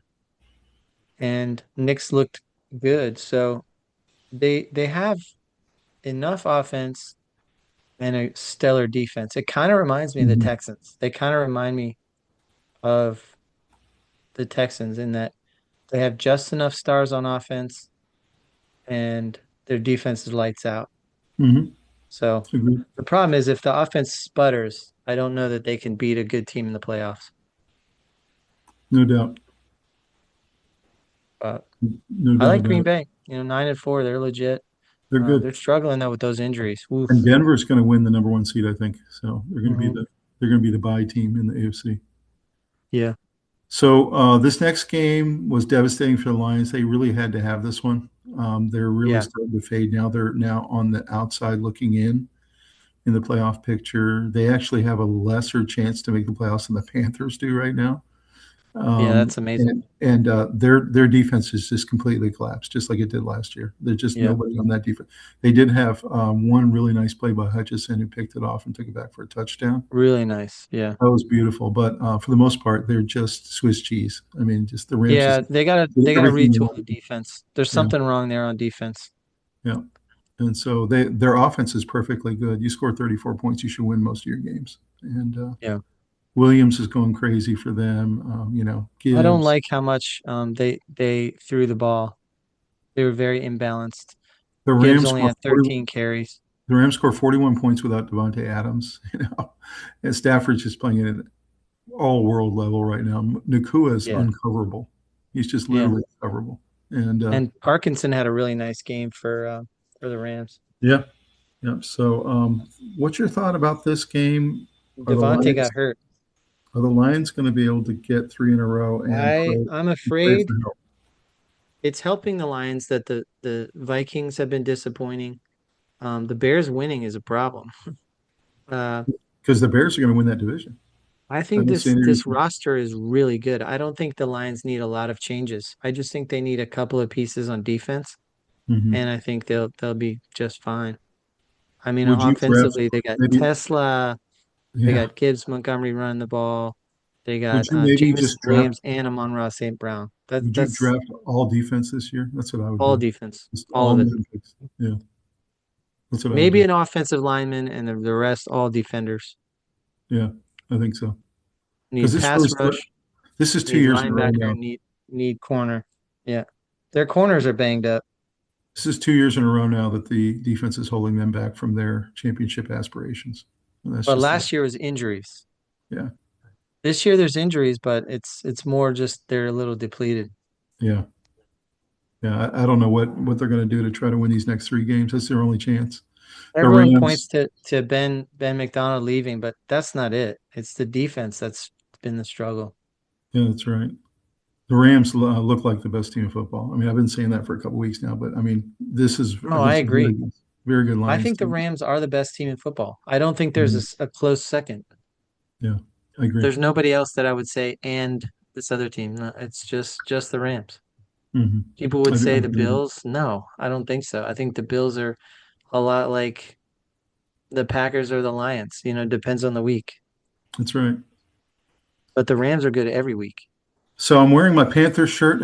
And I thought about not wearing it after this game because I just don't understand how you can be in a situation very similar to Virginia with Duke, where you have the entire division in your hands. You just witnessed the Buccaneers lose on Thursday Night Football in embarrassing fashion. You have the Saints, who you've already lost to once this year. You have a 17-7 lead, and you have fourth and 1/2 yard, and you throw the ball instead of run the ball and give the ball over in downs, and then eventually go to lose this game to Tyler Shuck.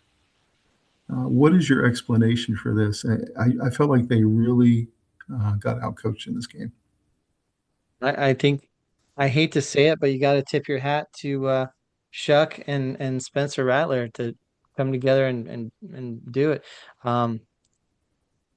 Because Shuck got injured a little bit, and Hmm. Rattler came in, and then Shuck came back in.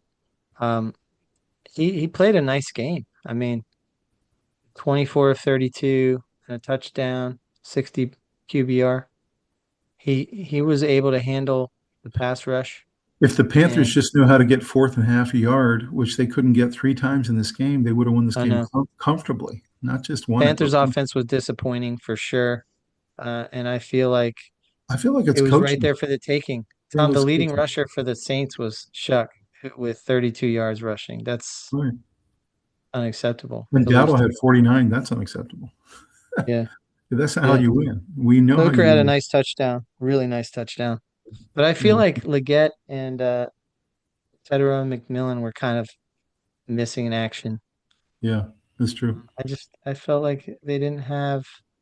But they don't throw the ball to themselves. So again, it comes Yeah, down I know. to the same thing with Bryce Young, as you have these spectacular games where they beat the Rams, and then you have these games where they lose for the second time to the Saints in a game you absolutely have to have if you're going to make the Yeah, playoffs.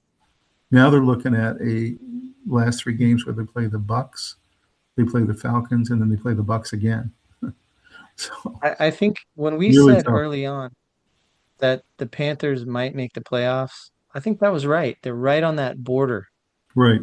They're right on the edge. They're Yep. gonna draft right in the middle, you know? Well, you made a comment last week that struck me very true, which is that they play up or down to their competition.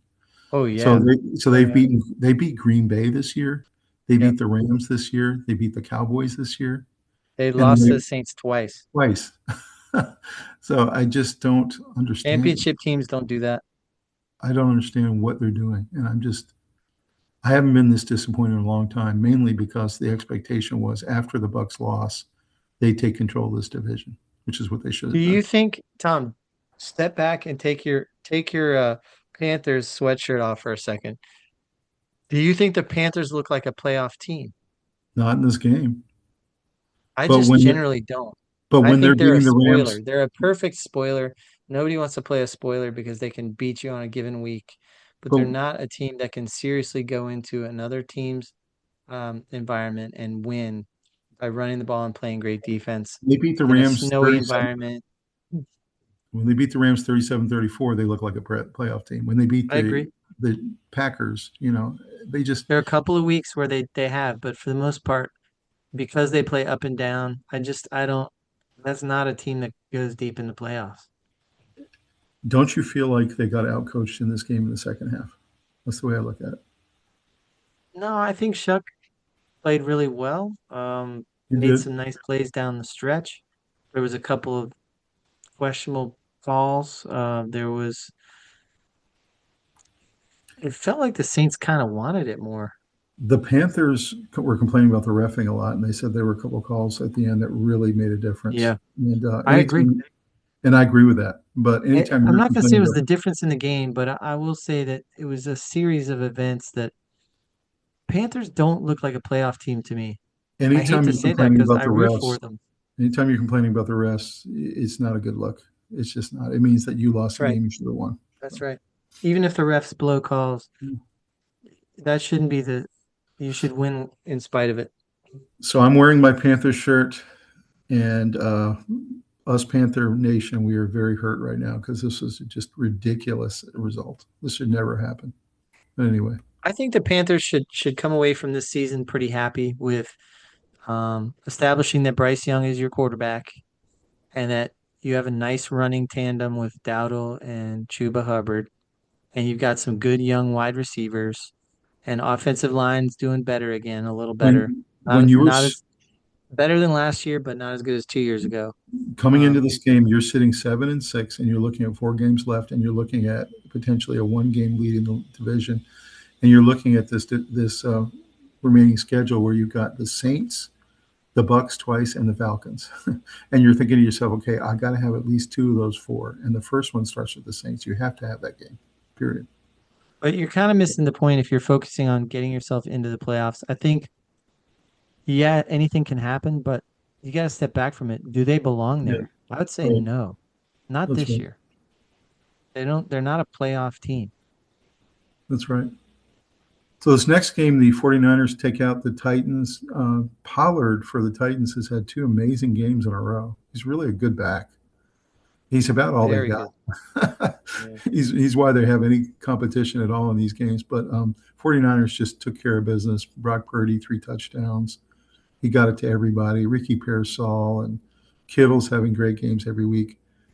Christian McCaffrey. The defense has tightened up a little bit. And, the 49ers look like they're very much in playoff shape at this point at 10-4. So what was your take on this one?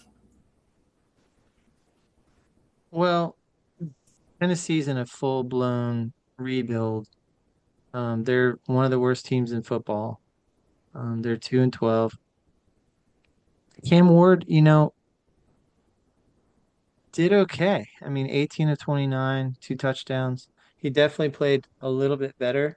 San Fran's D wasn't going up against a juggernaut offense, but I really like the way Purdy played. 23 of 30, super efficient, 3 touchdowns, 85.9 QBR. Those are normal numbers for him. He's very efficient. And Kittle had a really nice touchdown in the back of the end zone, 88 yards. He looks like he's re-energized. Pearsall, Mhm. 96 yards. Juwan Jennings. They got some nice weapons. They Mhm. used Brian Robinson a little more, nine rushes. McCaffrey looks healthy. There's a lot of nice pieces in place there. They don't have their full complement. They have some injuries Mhm. with Bosa and Warner out. That's tremendously damaging to your defense. But It is. I think they've recovered to a point where they're a very solid team. And as long as Purdy's playing well, they have a shot at beating most teams. I agree. I agree. Just They not have the a shot. very top upper echelon. And you were talking about their division. I actually believe their division is one of the best teams divisions in football. You've got three teams that are going to make the playoffs. You have one team that is 12-2. You have another team that's 11-3, and then you have another team that's 10-4 in the same division. They're Yeah, literally what the NFC North I thought was going to be this year, and pretty incredible if you think about that. Those three teams there. yeah. So 49ers are dangerous. They really are. They can win a game or two in the I, playoffs. I don't really believe in Seattle too much, even though they're a very dangerous team. I don't think they're going to consistently put multiple games together to get all the way. So I think they're just a spoiler at this point. Mhm. Their record is super solid, but um, I think San Fran's better than Seattle. I believe in Seattle because of all the reasons I told you. Both sides of the ball, the running game, Smith and Jigba, Sam Darnold playing at a high level. I do believe in Yeah, that. Smith and But Jigba for real, but but if the 49ers play the Seahawks in the playoffs, would I be shocked if the 49ers beat them? No, absolutely not. They have all yeah, the capability. So, that wasn't much of a test for the Niners. yeah. No, I agree with that. Yeah. So this game was really delightful. Of course, I despise the Cowboys, and I was very happy to see them lose to the Vikings. The Vikings, all of a sudden, with good coaching, have put together two great games in a row with J.J. McCarthy. Hmm. All of a sudden, he's getting the ball to his weapons. Their defense has stiffened up a little bit, made some really big plays when they needed to in this game. And the Yeah, they Cowboys' played offense, complementary football. they did. The Cowboys' offense, though, still pretty good. I mean, it's been good all year. It's been the number one offense all year, and got it to their big weapons too. But they just couldn't hold off the Vikings, who have played very well the last 2 weeks. So, what's your take here? Yeah, I mean, I think they played complementary football. JJ McCarthy definitely gave him a shot in the arm with some exciting plays that made everybody feed off him. And I think they were pretty dominant overall. They didn't win all the stat categories, but they were definitely opportunistic. Um, they were good in the red zone. Minnesota was 3 for 4. Mm-hmm. And so when they had opportunities, they took advantage. But Dallas kind of dominated in time of possession, yards, Yeah, stuff like that. And the defense was bend but don't break. They that's just right. they wouldn't let them score. And And, Aubrey and you, hit. He missed actually 2 field goals. That would have I been saw the that. diff. I couldn't That believe it. probably would have been the difference in the game because they would have kicked off again and maybe not had good field position. So Mm-hmm. Aubrey missed 2 field goals, so that's 6 points. That doesn't automatically get it to where it's a different game, but it would have been closer. And they did. He had also had a fake field goal. Did you see that one? I did see that. Yeah, it was pretty cool to see. It was really cool. Flipped it back to him. It was really cool. But So yeah, I'd the say the Cowboys definitely have a lot of pieces on offense that are should be brought back, and they just need to retool their defense. we knew their defense was trash. It has gotten a Yeah, tiny bit better throughout the season, but it's not good. I mean, they give up a lot of yards, a lot of points, there were a and few games there to where the defense looked legit in the middle of the season, and everyone mhm, thought, "Oh my gosh, this is a yeah, playoff team. This is that's right. the Cowboys we were hoping for. These are them So boys." so And the as Vikings I had said, already no, been they knocked out weren't of the very good. playoffs a number of weeks ago. They go to 6-8, and they put Cowboys on life support. After this game, the Cowboys now have a 2% chance of making the playoffs. Yeah, So essentially, that it's not going to happen. There's like not gonna 50 happen. things that have to happen. So Dallas is out. yeah, Kansas City's out. yep. Miami's out. There's a lot of teams that kind of And actually, are Baltimore's almost out. They have a chance, but they're almost out. Yeah. This game was pretty surprising because Aaron Rodgers looked like the Green Bay Aaron Rodgers to me. He played really Yeah. well, and he was getting it to receivers I've never heard of before all over the field. They ran the ball better than they usually do, Gainwell and a couple of others. Yeah. And, I was worried about the Dolphins going into cold weather. It was 0 at kickoff with the wind chill. And Tua actually had some decent drives, but overall just couldn't get it done when it was needed to. And Shane had a little bit of an off game for him. So thoughts on this game, and really this kind of buried the Dolphins' very slim chances. It felt like this was definitely a weather game where they just didn't quite click.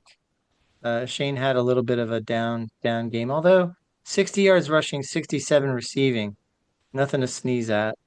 But it just seems like they would stall out. The Dolphins just weren't good enough this year in general, but occasionally they would play well. But just It was interesting. It was 28-3 early in the fourth quarter in this game, and it felt like the Pittsburgh Steelers kind of let up a little bit, and then the Dolphins end up scoring 2 touchdowns in the fourth quarter and missed both 2-point conversions. Yeah. But they kind of it made it look like it was a close game, but it really wasn't. I mean, let's be honest. This was a blow. Yeah, they got dominated a little bit. They had some flashes, but the Steelers won most of the stat categories. Yeah. Big plays were mostly by the Steelers. And I noticed that, like Mariota did, with a young Jackson Dart, I noticed that Aaron Rodgers lingered a little bit with Tua, and he really was talking in his ear quite a bit. I don't know what he was saying, but probably something hang in there, keep going, keep trying to get better. What was interesting was the season's almost over. You can reload and take another shot at it. What's interesting is after the broadcast, the studio crew was absolutely blasting Tua about how weak his arm is and how he's never had an arm anywhere close to Aaron Rodgers. They said Aaron Rodgers at 60 would have a better arm than Tua does now, and it was pretty brutal. So, thoughts on the Dolphins heading into next year? By the way, real quick, Steelers. Metcalf had a huge impact on this game with only 3 receptions. He did. He was a monster out there. He looked like a man among boys. So that was an impact kind of player who really affected, I think, the way the Dolphins they had to worry about him everywhere. So 100%. the Dolphins, I mean, I think they have a lot of needs. I think defensively they're not good enough. They need to keep drafting defensive players. Offensively, Tyreek's their best player, and he's been hurt all season, so they've done a pretty nice job with what they have. But 6 and 8's about right. That's about what I like their running game. I like Waddle. I love Shane. They need a big time tight end. Although I thought Waller did well. From Waller, yeah, he was good. I think their offensive line isn't good enough. Right, offensive line, defensive line. And I don't think Tua's good enough. So they need a replacement for Jalen Phillips. They have some needs, and they're going to have to make a decision on Tua, and they're going to have to decide, is he really the future, or are they going to do a Kyler Murray and decide to punt and go with Quinn Ewers? So we'll see. It'll be interesting. It's too late to ask that about Tua because you're already paying him. So I know. It's the same with Kyler Murray. It's too late. The question is, can you get rid of him? So here's your fantasy football wrap up for the week. You got Trevor Lawrence having that massive game. Yeah. One of the greatest games of all time. It was. It might be the greatest quarterback performance of all time. It may be. Maybe. You can make the argument. You got Bo Nix, you got Kirk Cousins, Jared Goff, Brock Purdy, Stafford, Josh Allen, C.J. Stroud, and Baker Mayfield. So that's the usual suspects. Top QBs, yeah. And not all of them win, like we always talk about. Those are your best quarterbacks. I mean, I don't know about Kirk Cousins being in there, but everyone else. Yeah, he had a great day. Yeah. So St. Brown has a humongous day for the losing Detroit Lions, 43 points for Connor Bears. I know. Puka Nacua has a massive day. I told you, I just think he's so uncoverable. You just can't so cover good. Jamison Williams on Detroit. How in the world do they have the top 2 guys and then they lose? They threw the ball too much. That's why. This is crazy. Jamar Chase, Cortland Sutton, Nico Collins, DJ Moore, Mike Evans, and Troy Franklin for Denver. So pretty cool to see Denver have 2 guys up there. That tells you what kind of game Nick's had in this game. I'll tell you, Nico Collins and Cortland Sutton are stepping up right at the right times. They are. Yeah. They really are. So in terms of the How running about backs, how about Brock having 3 of the top 6 I know. What do you performance? think of that? Yeah, and he made the playoffs. He did. He did. I'm Hmm. playing him. I know. Trevion Henderson leads the running backs along with James Cook. Travis Etienne for the Jags. He had a huge day. Bijan Robinson, Yeah. Tyrone Tracy, Josh Jacobs, DeAndre Swift, Kyron Williams, and Tony Pollard. So pretty Those are all the amazing to best running see. backs in the NFL. They are. And to I see don't know about Tyrone Trevion, Tracy, but what do you think of Trevion as in his rookie year? We saw him in the preseason. We talked yeah. about him. Yeah. The kid's a stud. I know. Yeah. Ohio State had 2 star running backs in their Yeah. backfield. And He's Judkins has been just playing really well this year, too. Judkins looks great. Yeah, Trevian is a star. absolutely. Guys, drop us a comment of how your fantasy league went and if you made the playoffs. We'd love to hear it. Let us know. So the playoff picture on the left side is the NFC playoff picture. The in the hunt teams, you got Lions, Panthers, and Cowboys. Cowboys with that 2% chance. Panthers have about a 10% chance, and the Lions have about a 20% chance. It's likely none of those guys will make it, but what are your thoughts on the NFC playoff picture? Well, I think pre-injuries, I think this division looked better, but or this conference or division. Um, but the Lions aren't what they should be right now. Panthers are backing their way in. Cowboys are kind of out. Green Bay's banged up. San Fran lost 2 of their 4 best players.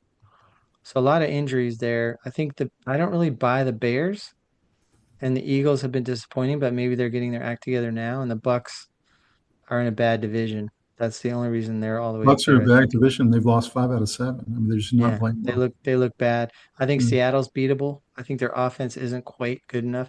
If you shut down Smith and Jigba, I think they can be beaten by any decent team. Hmm. Stopping him obviously is very difficult. I think the Rams are the cream of the crop, and they're number one, of course, but I think they're much better than the other teams.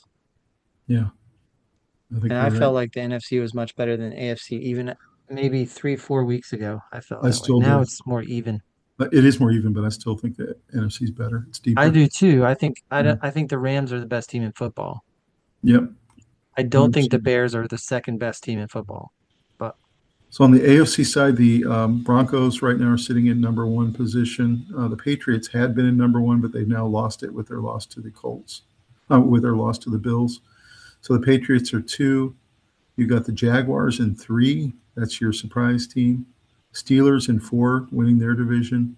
Chargers in 5, Bills in 6, and Texans in 7. And if this happens, that means the Ravens won't make it and they'll be left out, along with the Colts.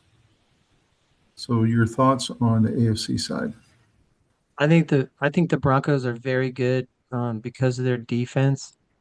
They keep it close, but I think they're beatable. If they're in the NFC, they'd probably be third best team, fourth best team. I think you're right. Um, and then the other teams, I mean, on any given week, do you want to play the Bills? No, you don't. No. Do you want to play the Texans, the way their defense can get off? No, Do you want to play the Patriots, who are consistently winning? no, they're really I good. think the Patriots might be still the best team in the AFC. They may be. They I know really they may be. lost, they let Allen bring them all the way back and gave up some stuff, but I think overall they're probably the best team in the I think the AFC. Broncos, the Patriots, the Bills, and the Texans, those are the 4 best teams in the AFC. And Yeah, all I those agree. teams could beat each other and could beat an NFC team. The Chargers are dangerous, but because their offensive line's so banged up, I just don't think they can hold up against a good pass rush. I don't like the Bills' defense. I don't like the Steelers' offense. And And the Jags, I don't think the Jags' offense is quite consistent enough. mhm. Yeah, we'll see. This is going to be a really interesting run to the It playoffs is. here. I think it's a lot closer in equality than I thought it was at the middle of the season. So this was that great comeback we talked about. What an unbelievable job that they did there. Yeah. Top 10 QBs in NFL history. I don't know if you agree with this, Robbie. They've got Patrick Mahomes at 10. They got Tom Brady, Joe Montana, Peyton Manning, Johnny Unitas, Dan Marino, John Elway, Drew Brees, Brett Favre, Aaron Rodgers, and then Patrick Mahomes at 10. No, Not I sure. think Mahomes. I think Mahomes is better than Brees, Favre, and Aaron Rodgers. Me too. I think he's maybe John better Elway. than Elway. Maybe Yeah, I better think than so. Elway. I think so. I think he That is- belongs right under Marino. I do too. That's exactly where I put him. And Johnny Unitas, I don't know. I'm not sure I'd have him in the list. It was a different era. It was of different. quarterback, but this is funny, Robbie. What being at home with 10 kids saying 6'7" all day does to a man. Yeah, that's right. Oh, Did you man. hear the latest theory on why he came back? Why? Because his benefits with the NFL ran out after 5 years. Is that right? Yeah. Oh, He okay. gets reinstated with another 5 years of free health insurance for him and his family. Oh, that's amazing. Huh. So all he has to do is come back every 5 years, and it reloads for 5 years. There you go. That's And smart. the kids will be mostly grown by the time that That's he smart. has And to the other start reason he paying came back, of everybody's course, insurance. is he's also personal friends with Shane Steichen, and he knows that offense. So Can you imagine what 10 kids insurance is? I know. Do your boys say 6'7" all the time? I know that's a big thing right now. They're kind of over it. I think they're saying kinda that over it's it. kind of past. Okay. This is playoff wins among the 2020 NFL class. You can see Jalen Hurts with 6, Joe Burrow with 5, and then everyone else falls off after that. Jordan Love Yeah. with 1. Herbert doesn't have one yet, and Tua doesn't have one yet. So I think that's kind of the point is there's a new crop coming up, and this is going to be a pretty exciting uncharted territory What's unless funny the is- Eagles can get back.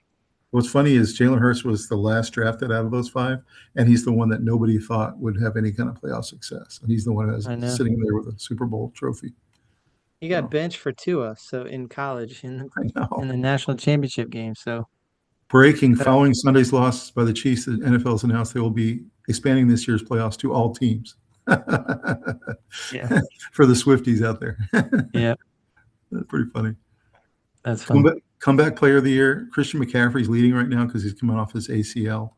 Dak is number 2, and then Phillip Rivers number 3. This is in It Vegas. has to be Phillip Rivers. It Yeah, has I to be. think so, right? 5 Yeah. years. He's like Has an to old. be. He's 46. Yeah, 44. He's 44. Yeah.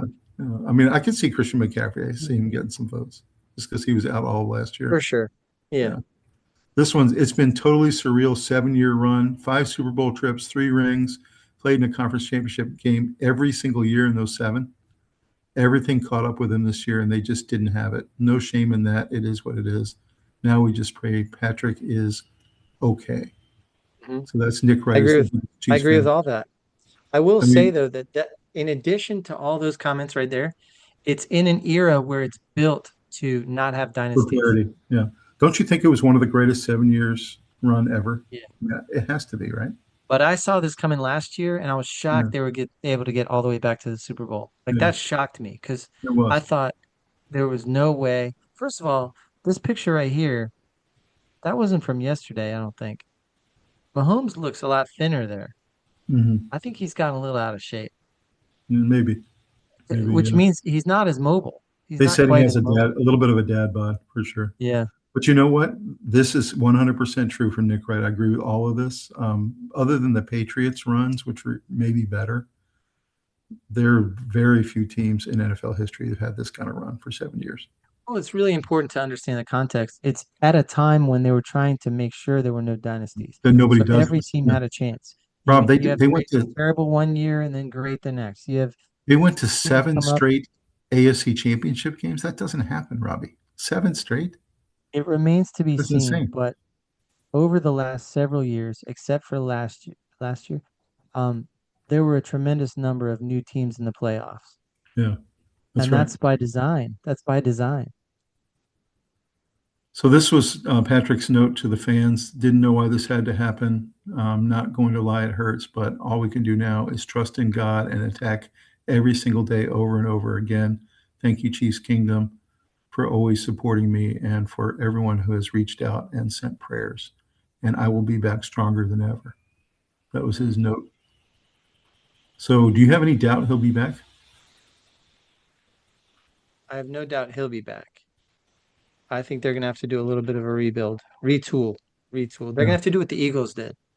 The Eagles needed to do a big rebuild with some new young players, draft picks. 100%. They might have to trade a couple of players to get multiple draft picks. 100%. But I agree. So our subscriber challenge of the week is, what team is most dangerous dark horse in the postseason, Robbie? And you got 3 AOC teams and 4 on the NFC side. These are your dark horses that are right on the edge, might not make the playoffs, but they're scary if they get in. So who's your dark horse of the playoffs going in? For me, it's Texans and Lions. To me, it's the Texans by far. I think they're by far the scariest team out of this, just because of their defense. The roster of the Lions is still great. They have holes on defense, but man, they can score with anybody. And they would be my second. They'd be my second, yeah. Texans defense is really stacked, playing out of their minds. I think those two are the most dangerous teams you wouldn't want to play. Me too. 100%. Guys, drop us a comment who you think is the most dangerous dark horse this postseason. So, Robbie, this is the first postseason without either Peyton Manning, Tom Brady, or Patrick Mahomes since 1998. I mean, how incredible is that? 27 years of these 3 guys. Pretty amazing. Well, that's by design. It's a new era.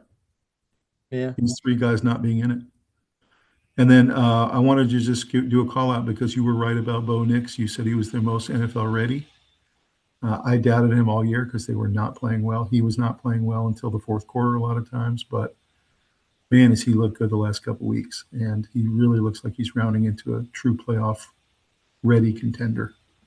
He's a perfect example of people are too quick to flip on coaches and players. Yep. Quarterbacks, a lot of quarterbacks need 7 years before you can really see what they are. And, Bo Nix is on the older side. So, right. He played in college for a long time. So he came out ready. And I think he's got a good coach situation there. A good coach. Nice supporting cast. Great defense behind him. And they have better weapons than you think. They really do. Yeah, I'm not sure about their running game being sustainable in the playoffs, but I think that they have a legitimate shot at being tough to handle, especially with some home field advantage. You're right. Mile High that's a rough place to play. It is very tough. I'm going to hand it to you for the mailbag. All right. Well, we got a couple of things to go over. We've got knockout playoff NFL playoff episode from last week. So this recap perfectly captured the chaos of knockout playoff games by Michael Clark. Thanks, Michael. Yeah, we agree. I mean, the more chaos, the more exciting it is for us to talk about on the podcast. So yeah, we agree. It's been a lot of fun. Yeah, it is. We love it. Playoff football at its finest. Episode 94 was intense from start to finish. At Alistair Cook. Man, thank you so much. We do our best to give you the best content we can every single week, multiple times a week. And thank you for watching and subscribing. Yeah, it's really nice to hear some positive. We want to hear that, hopefully we made an impact and that you were able to kind of join us on our episode and journey, but also to see that it was a positive for people's cool. Sports Guys don't miss another banger episode at Alex Lon. Man, thanks, Alex. We're doing our best to give you bangers every time if we can. And thanks for the comment. Yeah. And we'll go to a campus review one. I am hyped for this playoff run. A lot of great teams. This is for our college campus review. Yeah, well, I agree. UPT coaching. I agree. And we did an episode last night that we will be posting shortly where we talked about all those great teams in detail. So thanks for watching and definitely watch the new episode that's coming out soon. And that's the mailbag this week. Don't forget our new merch store.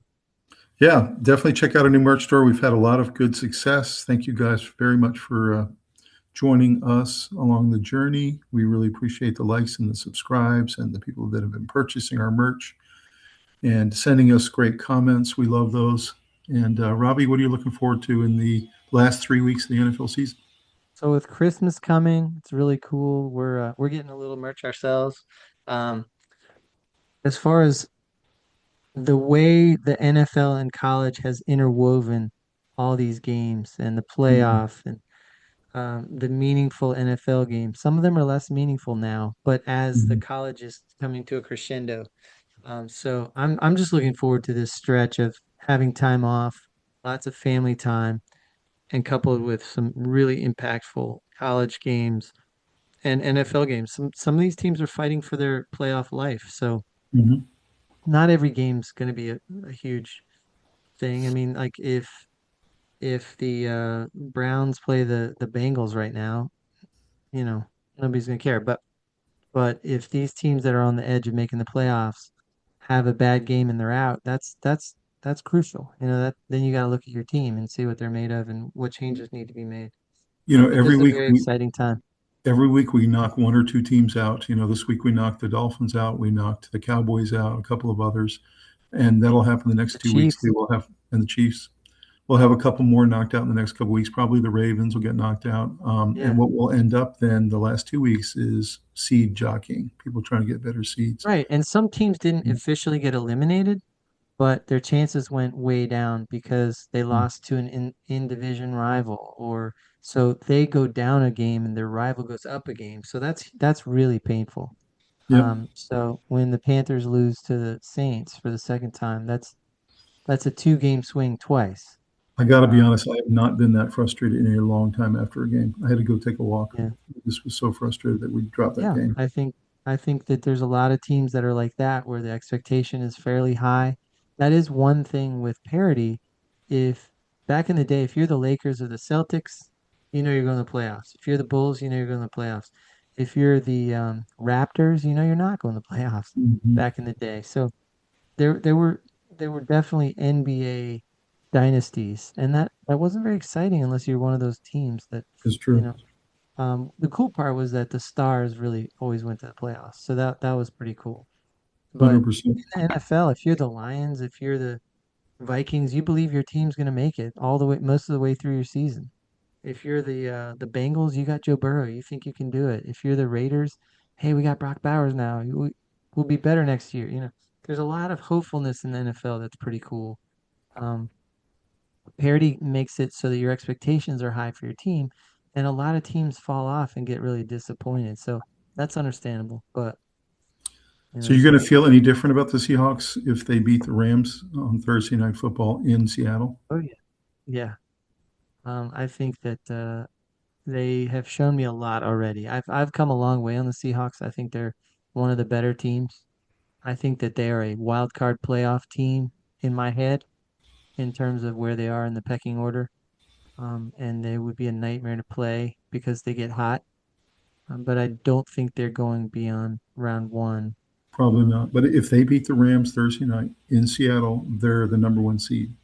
Just think about yeah, that that. won't surprise me. If they're able to get home field, that Seattle stadium is loud and it's one of They the call it hardest the to play. 12th man. Yeah. Yeah. So if they are able to score home field, that changes how I see them a little bit. For sure. I Well, still don't think guys, they win it all, but you know, make sure you drop us comments, guys, and we will see you guys next time on the Sports Guys. Make sure you like and subscribe, and we'll see you next thanks time. for joining us. Have a Have a great one. great football weekend. Have a good See you one. soon.